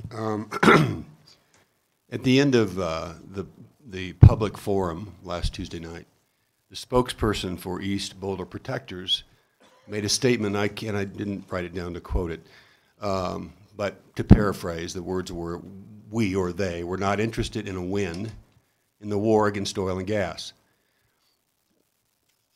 I can only conclude that statement was based on the perception that this is a win in the war against oil and gas. And for me, I said it last week, I'm going to say it again, I'm not going to pass on the chance to win one for Longmont. If I vote no on this, or we voted no on this, in my view, we keep our residents on the battlefield with risk of casualties that we don't have to take. And honestly, I don't know how I would answer the question to the parents of students at Trail Ridge Middle School when you had a chance to vote to increase their health and safety. Why did you pass? I don't know how I'd answer that question to teachers, to the parents of those kids, to the homeowners under whose homes were constructed over the top of that collection line. So, as Gordon said, we've all agreed, this is not a perfect solution. But if we pass, I don't know how long after the June 11th and 12th meeting of CGOCC, when they'll act on a forced pooling application, that we would see a drilling operation within several hundred feet of our swim beach, but I'm pretty certain it would be soon after. So while it's not a perfect solution, and I hate the thought of drilling under Union Reservoir, I'm not passing on the win, and I'm not going to take a position that I can't defend to children and parents and residents of this community. Thanks, Dr. Waters. Councilmember Martin, are you, she's out of tea, people. You okay? Yeah. Okay, all right. Thank you, Mayor Bagley. I find it interesting that the people who spoke this afternoon, this evening, this night, we're all asking the city to make laws which the city is not empowered to make. Not all. The people who didn't want their Second Amendment rights taken away. We're not asking the city not to take them away because they don't believe that the city has that power, and neither do I. But the city needs to do what the city can. People are drawing a false distinction between moral and legal issues, when in fact what we are dealing with is neither a moral nor a legal issue. We are dealing with an issue of power. The city does not have the power to stop fracking under Union Reservoir, because if it did, it would. City council, you can, raise a little hand or something. Anybody here who would not stop fracking under Union Reservoir if you could? No, none of us would. And I was told recently and shocked by a constituent who said, you are one of the 7 most powerful people in Longmont. Well, that isn't very powerful, because we aren't powerful enough to stop fracking under Union Reservoir. In that, we are more powerful as individuals than we are as a city council. Because as individuals, we can go out and engage in civil disobedience, but as council members, acting as council members, we swore an oath not to. And for me, that's that. So I'm going to vote for this, even though I would give my right arm to stop fracking under Union Reservoir for this city. Thanks, Councilmember. Councilmember Rodriguez. Thank you, Mayor Bagley. I just want to say that I will be in favor of this ordinance because I do believe it is a good first step or a good step along the path. But that does not stop me in my stance and what will continue to be my direction, that the city be as creative as possible and continue to push at all costs possible to get fracking outside of the city and out from underneath our city property as much as we humanly and possibly can do so. within certain constructs of the law. We are acting on behalf of the city at large, and as Councilmember Martin said, it's one level of appropriateness to do civil disobedience as an individual. It's a different level to ask that we represent our entire constituency in civil disobedience. But like I said, I will continue on my position to push for any creative and as well as any new legal change that comes about that we can push and push and push. This is just a step, not the final one. Thanks, Councilmember Rodriguez. Mayor Pro Tem Christensen. I appreciate all the comments that my fellow council members have made. And I would, to me, the most significant thing was when I asked one of the people informing us about the gas and oil industry how deep the gathering line near the middle school was. It's 8 feet below the surface of the ground. It's pressurized. That's not far below the ground. That's a huge threat as far as I'm concerned, and I cannot, we are over a barrel. As Councilman Rodriguez said, this is the first step, and we have gotten, this was a negotiated agreement. We gave some, they gave some too. They gave a lot, and we gave some. So I would invite those of you who have come down to the state legislature with Councilwoman Peck and Martin and Bagley and I to continue to come down to the state and continue to fight the quixotic battle of trying to get our state legislators to listen to us and vote for the people on the state level who will stand up for your rights. Thank you. All right, I don't see anybody else in the queue, so I want to just briefly, there's a lot of people, as I look back over at least since I've been on council, and I know that some of them, I know ironically, are either adamantly opposed to this or not going to vote for it, but making a statement that, I think that Councilmember Sarah Levison needs to be recognized. I think Mayor Dennis Coombs needs to be recognized.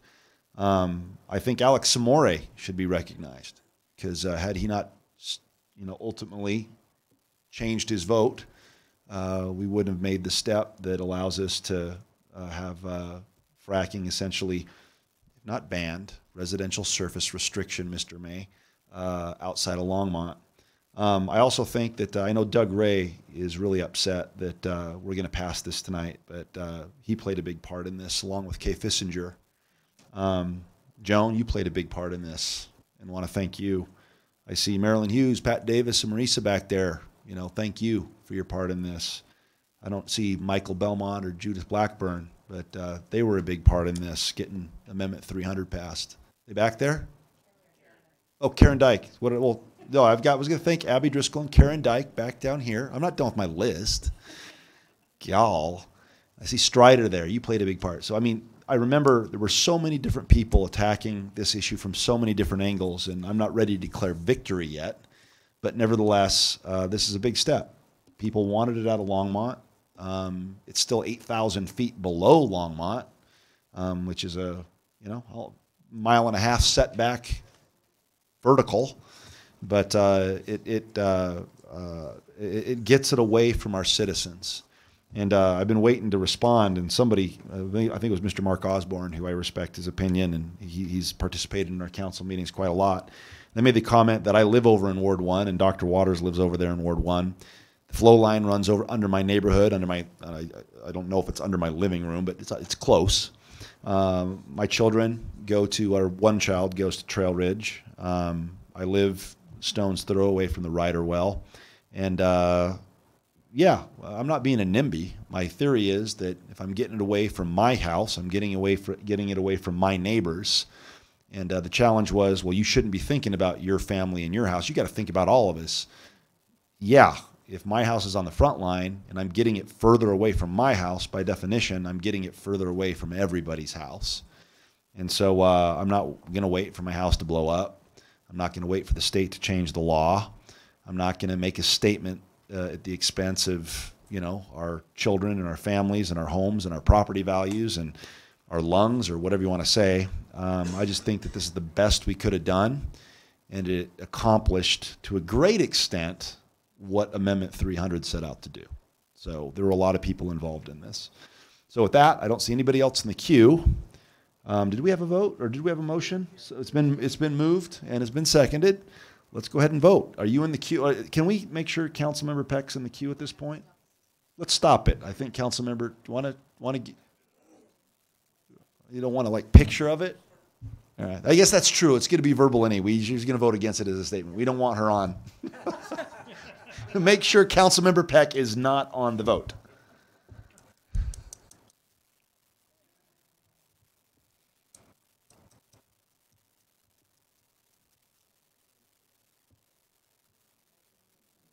Oh, sorry. I was just looking at the screen. What's the vote? What's the vote?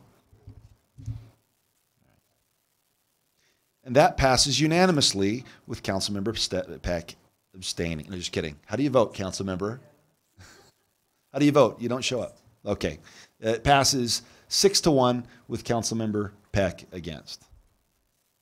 All right. Thank you, everybody. And thanks, everybody who showed up for that issue. Appreciate it. All right. Let's move on to 9D, adoption of citizen participation plan for HUD-funded programs. Do we have a presentation? I don't see the... It's a public hearing. It's a public hearing. Well, right. What I'm saying is there's no, I mean, I guess what I'm saying is all we're doing is a public hearing, right? There's no Correct. presentation. There's no ordinance to read, right? Correct. Correct. All right. Unless you want me to summarize what's changed. Why don't you briefly give Okay. it 60 I seconds can or do that less? very briefly. This is really housekeeping for the citizen participation plan for the CDBG and home program. As a result of a monitoring, there was a couple of things that had suggested we change within the citizen participation plan. So this takes care of that. It did go to the Housing and Human Services Advisory Board for their approval and recommendation, and we're in the middle of a 30-day comment period on the plan, not in the middle, we're almost at the end. So should council accept this, it would be subject to us bringing back if we can receive any comments between now and the end of the period. The main changes are to include the requirements for the affirmatively furthering fair housing within the citizen participation plan, including the city's limited English proficiency policy, which is a requirement of HUD funding, and designating a designee for the 504 coordination. So Joanne Zeiss is who the person is for the city, but putting a designee within our department so that people have a more direct access to request accommodations. So that's the main bulk of the changes. Right, thank you. Is there anyone here from the public that would like to comment on this issue? You gentlemen want to talk about HUD? You guys here tonight for HUD? No, not here for HUD? Just kidding. Anyone else? Okay, if there's nobody else, let's go ahead and close the public hearing. Thank you very much. All right, there were no items removed from the consent agenda. No general business. Final call, public invited to be heard. Oh, do we need the motion? Do I have a motion? Are we going to adopt it? Mayor Pro Tem? Or sorry, Councilmember Finley. Oh, that's okay. Does Polly want to do it? No, it was you. I just heard the beep to my right, and I just assumed it was the Mayor Pro Tem. Thank you. I would move adoption of the citizen participation plan for HUD-funded programs. Second. All right, let's vote.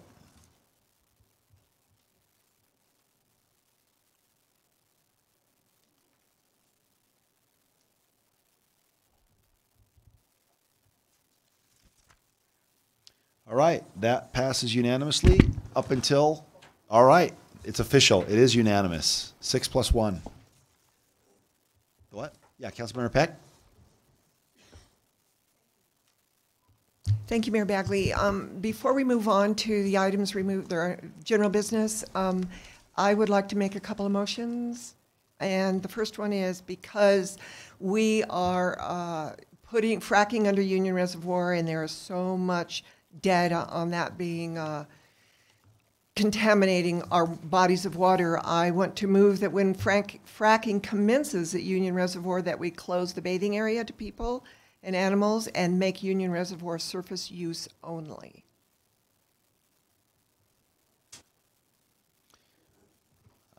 We appreciate your comments, and I'm sure some of this will be. There was a second by Mayor Pro Tem Christensen.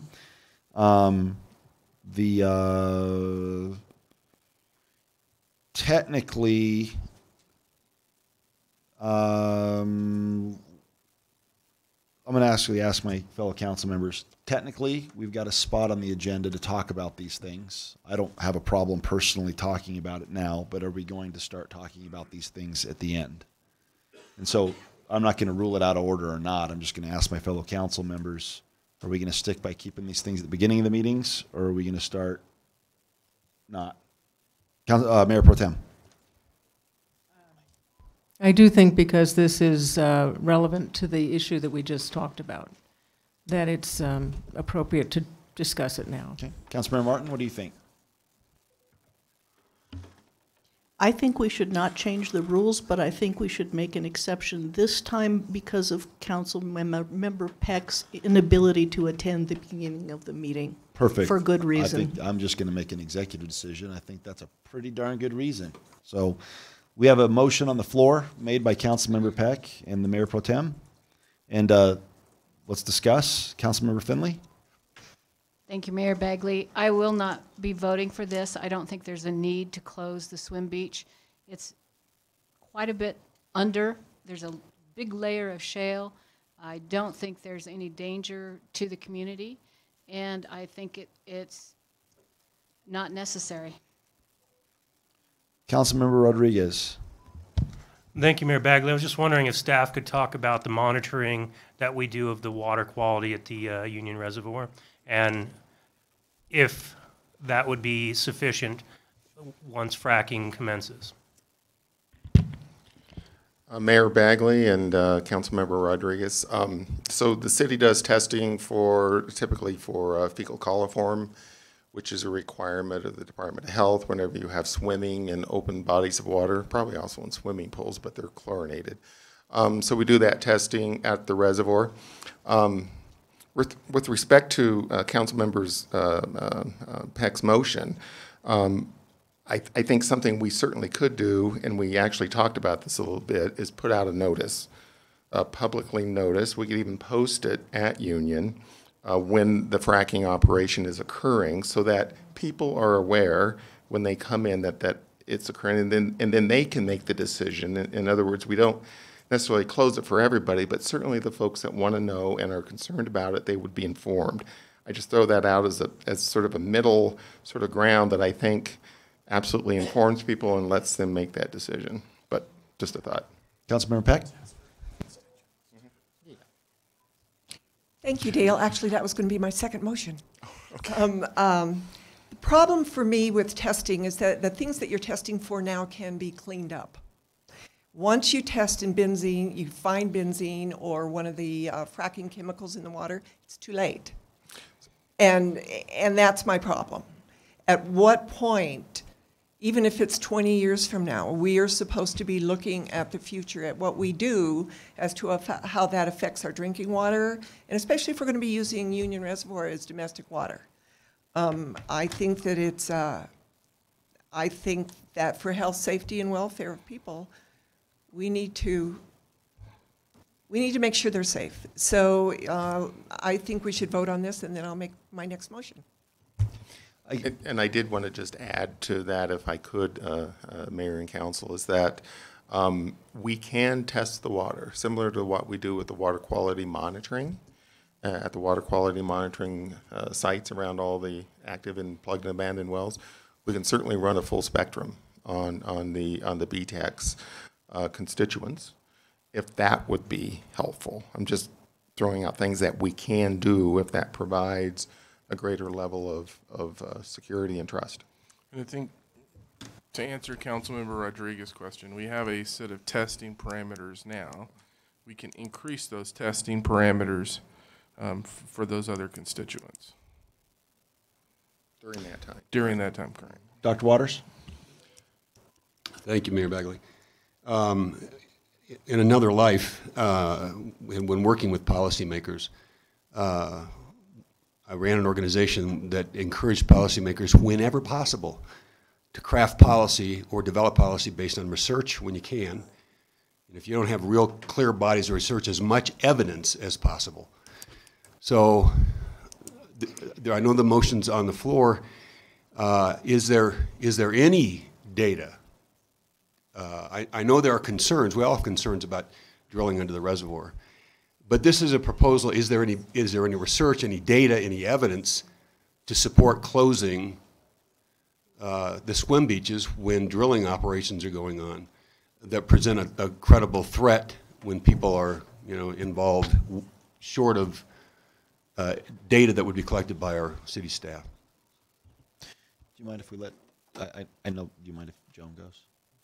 Councilmember Peck, do you want to address that? I believe the question was. Thank you. Yes, there is data. Unfortunately, I don't have it tonight.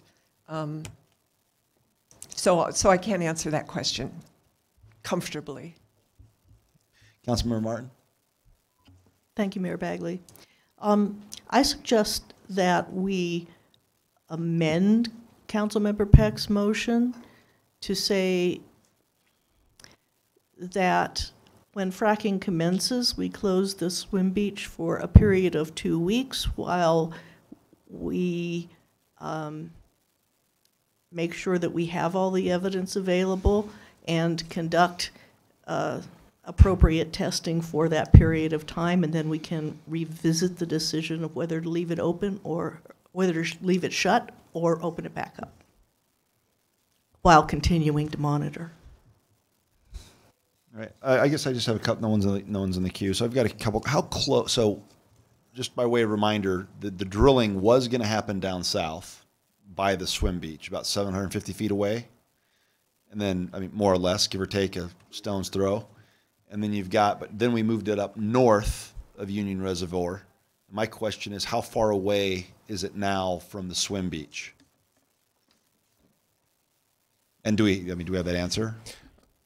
I don't, it's sort of like at the retreat, I don't know if I've got the exact numbers. How wide the Cooster site, that was sited on the south side of the reservoir, was about 350 feet from the swim beach. All right. It was 750 feet from other structures.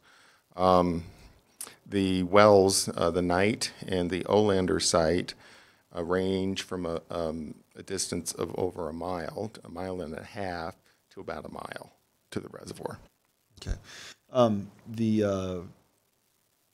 guess the reason I asked, the other question I have is, you've got this. Has the Stamp well ever been fracked?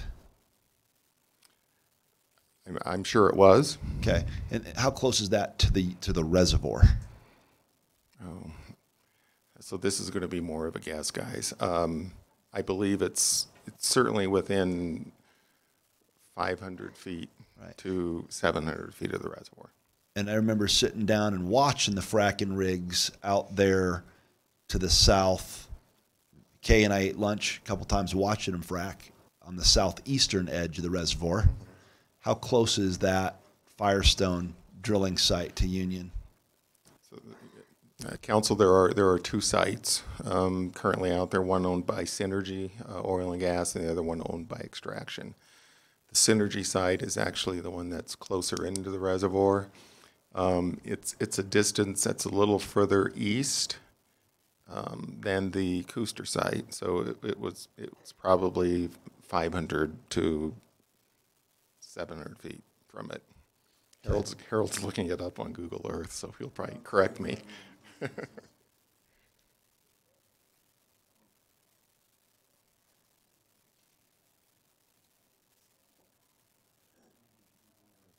Now they're in the queue.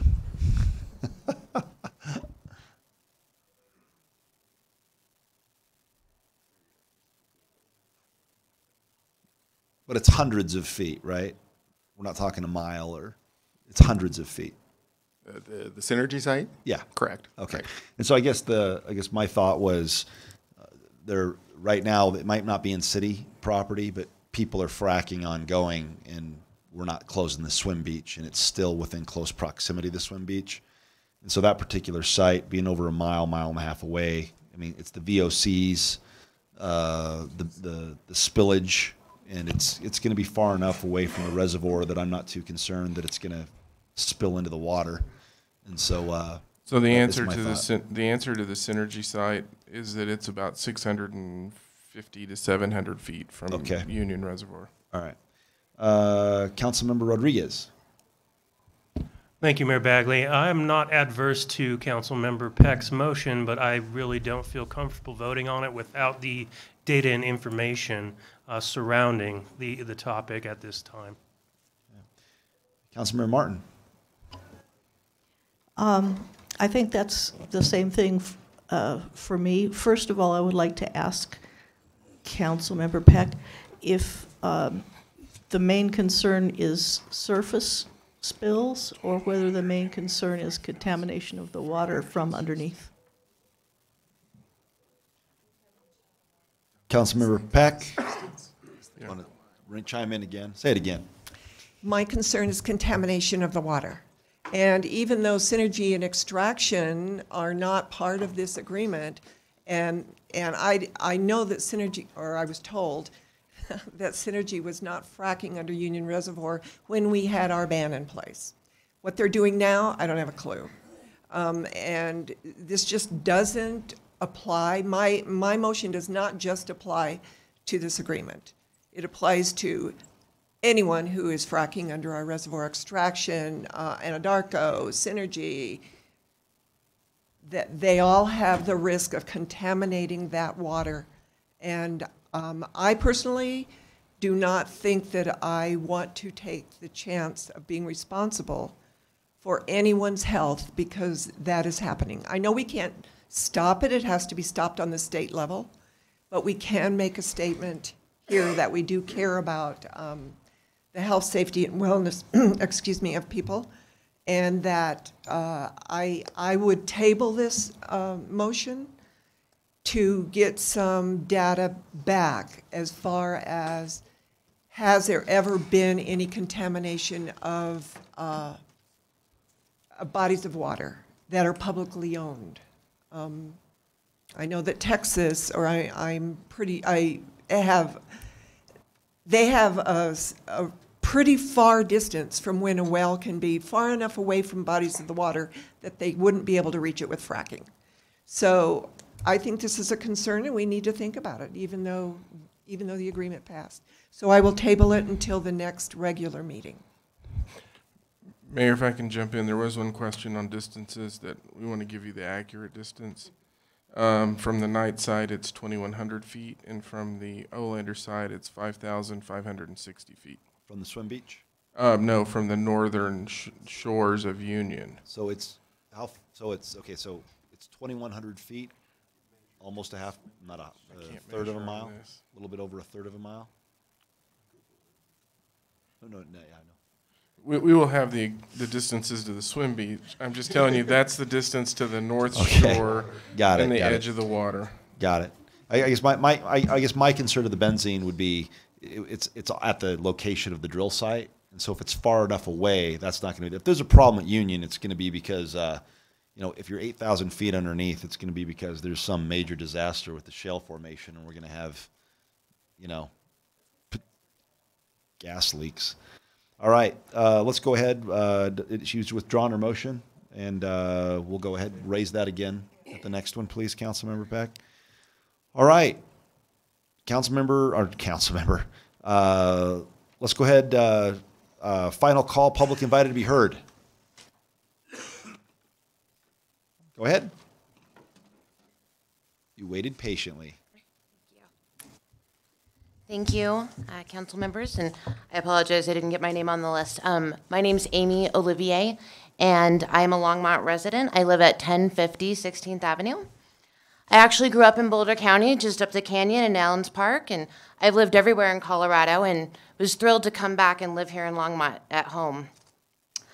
We must reject the idea that every time a law is broken, society is guilty rather than the lawbreaker. It is time to restore the American precept that each individual is accountable for his actions. Ronald Reagan said that. I'm a single mother.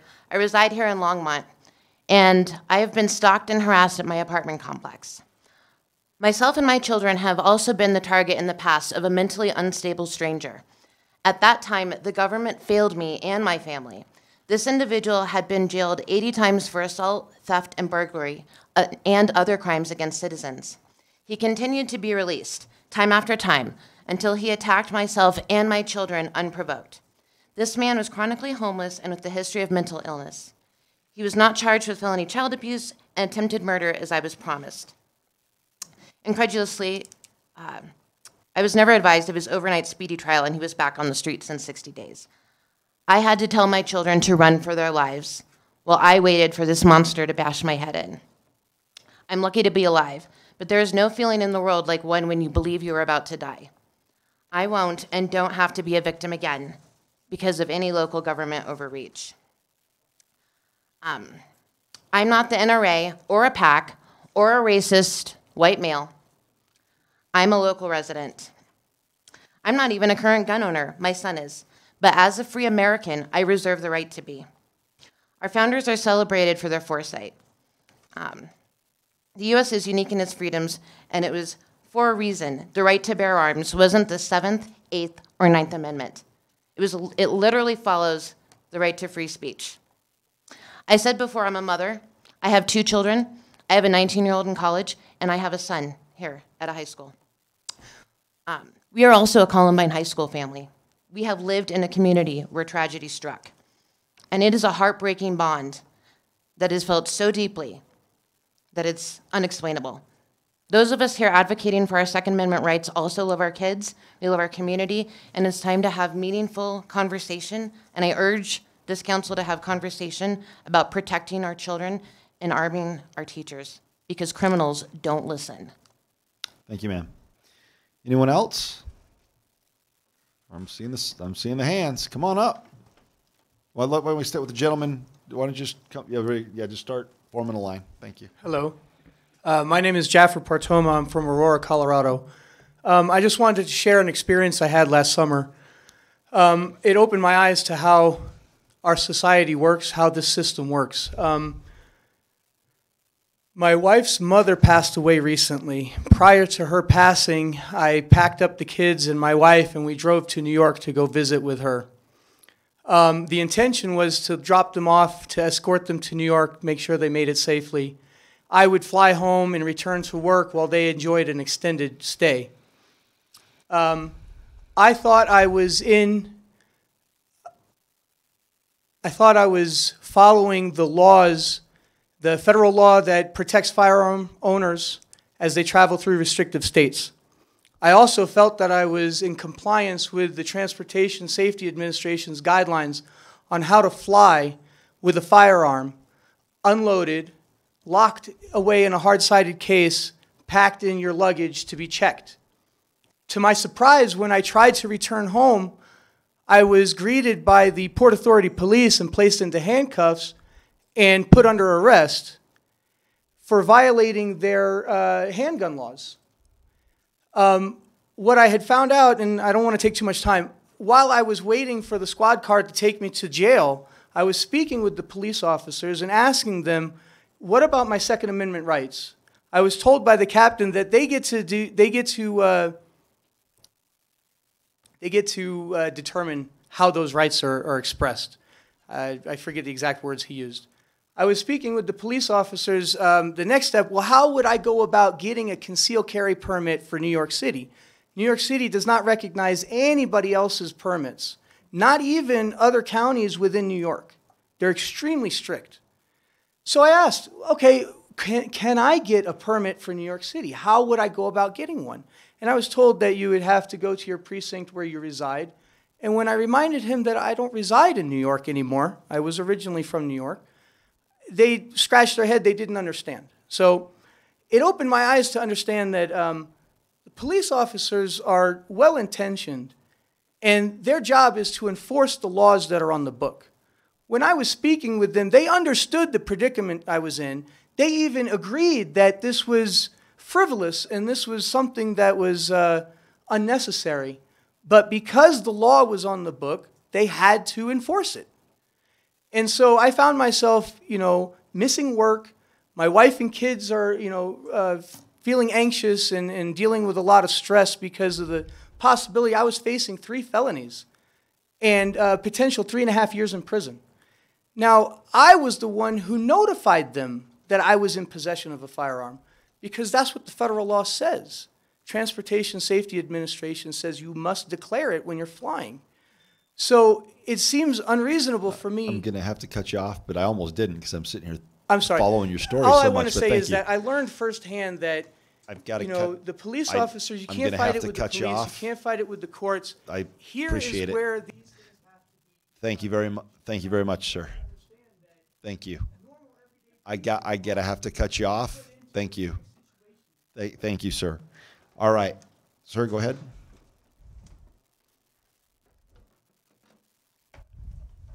I addressed you a little while ago. You got some more to say. I'm Charlie, and some things that maybe the council does not know regarding firearms. Can you hear me? Okay.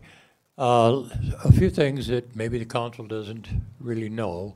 Now, I heard the word weapons one time tonight by our mayor, and how many of you people right now are carrying a weapon?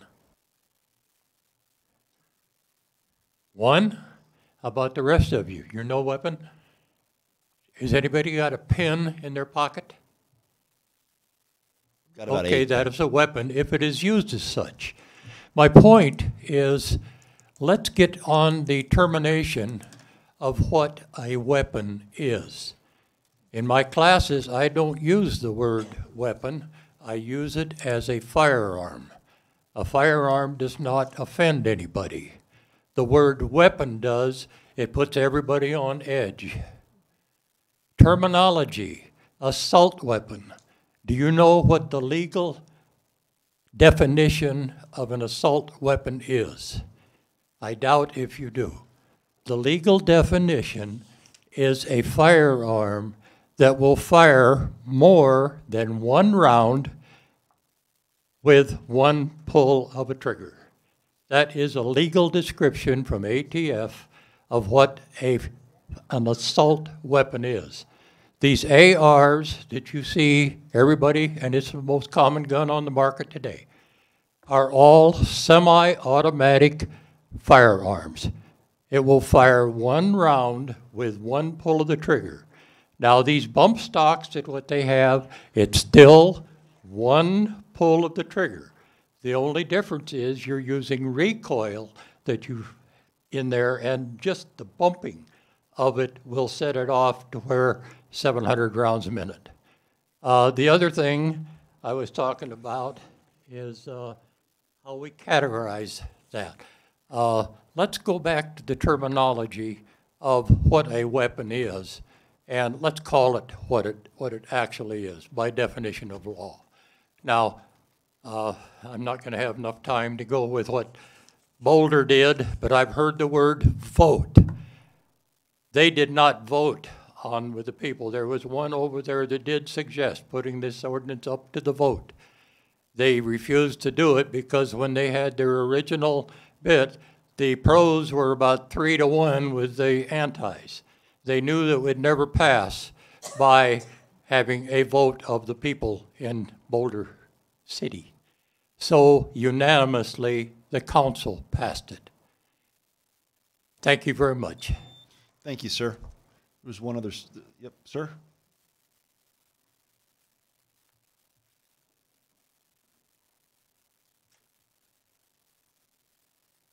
Howdy. My name is Lance Tuvey. I live at 2143 Steele here in Longmont. I want to thank you guys for sitting there and listening to all of us. I also want to echo what Gwen said earlier. It's great to listen to everybody because it's obvious that you guys care and you're really trying to listen and learn from this. And the pledge to start, heck yes, we're still part of this great nation, unlike some places that want to decide that we're not. And I am a white, insecure, arrogant, racist male, according to a definition I heard here tonight. And as my friend just stated, it all depends on definitions. The military's definition of an assault weapon is quite different from what the anti-rights groups want to tell you is an assault weapon. Calling an AR-15, which we call a modern sporting rifle, an assault weapon is just plain wrong. I wanted to say that of the more than 15 million AR-15s in this country, do you know how many are not involved in crime? More than 15 million. Less than 0.01% of the AR-15s in this country are involved in crime, and yet some people want to take advantage of that and ban them from everyone. A congressionally mandated study in 1990, studying the assault weapon ban from 1994 to 2004, found that the assault weapon ban had absolutely no impact.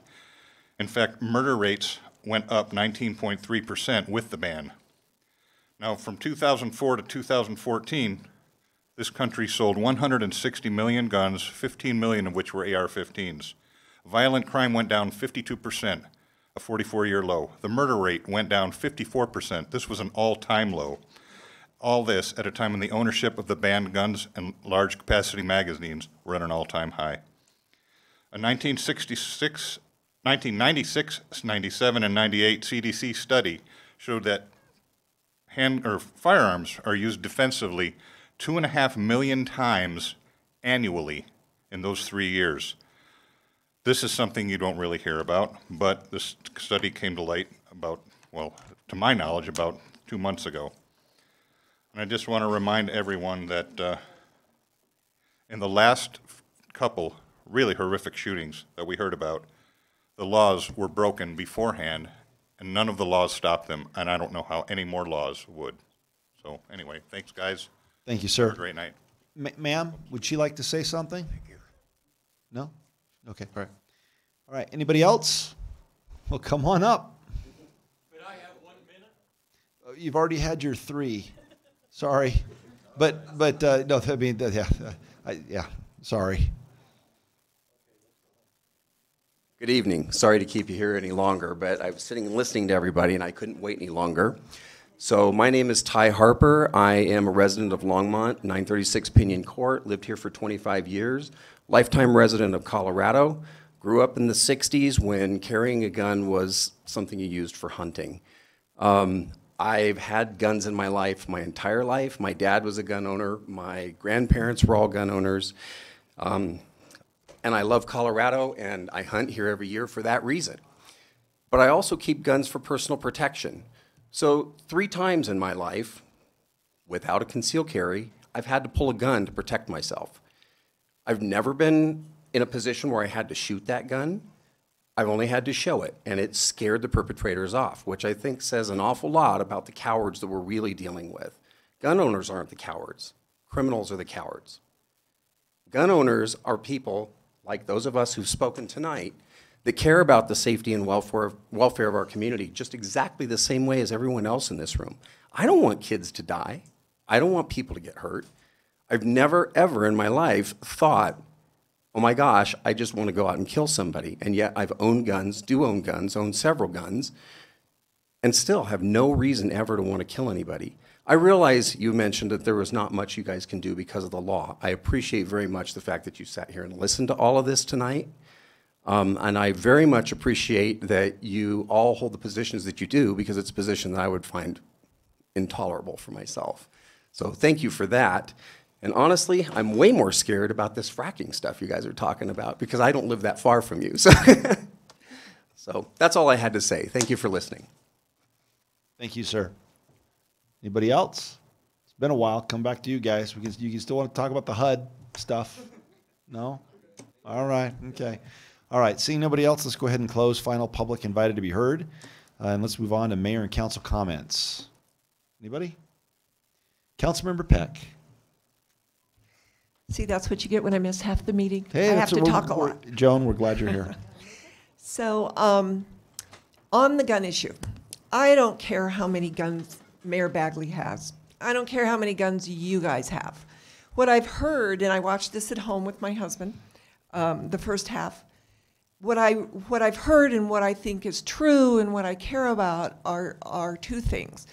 First of all, Councilwoman Christensen brought up the idea of oral discourse and having a public forum, and it was tweaked in the conversation with both councilors Rodriguez and Waters, saying they would be open to a discussion as to how we, as this incredible society in Longmont, can come up with some real solutions. And our big solution, our big problem is mental health. I've heard that and heard it. But mental health requires money. It requires money to hire psychiatrists. It requires passion to go to the school board and tell them to hold classes educating children on firearms, but also to hire valid psychologists and psychiatrists to deal with bullying, to deal with divorce, children of divorce, anything that a hormonal child feels is overwhelming to them and they have to deal with. So I really think we need that. I totally believe in civil discourse and that this is a government of and by the, for the people. So I've heard a lot of things. I wrote a letter to a constituent who wrote me and said that that suicides, there were more gun deaths by suicide than there were by shootings. But the big difference is the suicidal people make the choice to take their life. The other people, the children in schools, they don't make that choice. So again, I would like to have that civil discourse. And Gloria Steinem used to call these pockets of democracy, where people get together and they state the issue and they come to a solution for your society. So if you're willing to put up money in some way to make this, because we have mental illness and homelessness, we have mental illness in our schools, some of the parents are mentally ill, but not the kids, and it could be nothing more than a very slight depression. But we need to cope with this, and I think, for me, that's the way I would go with it, and that's what I would advocate for our city. Thank you. Thank you, Councilmember Peck.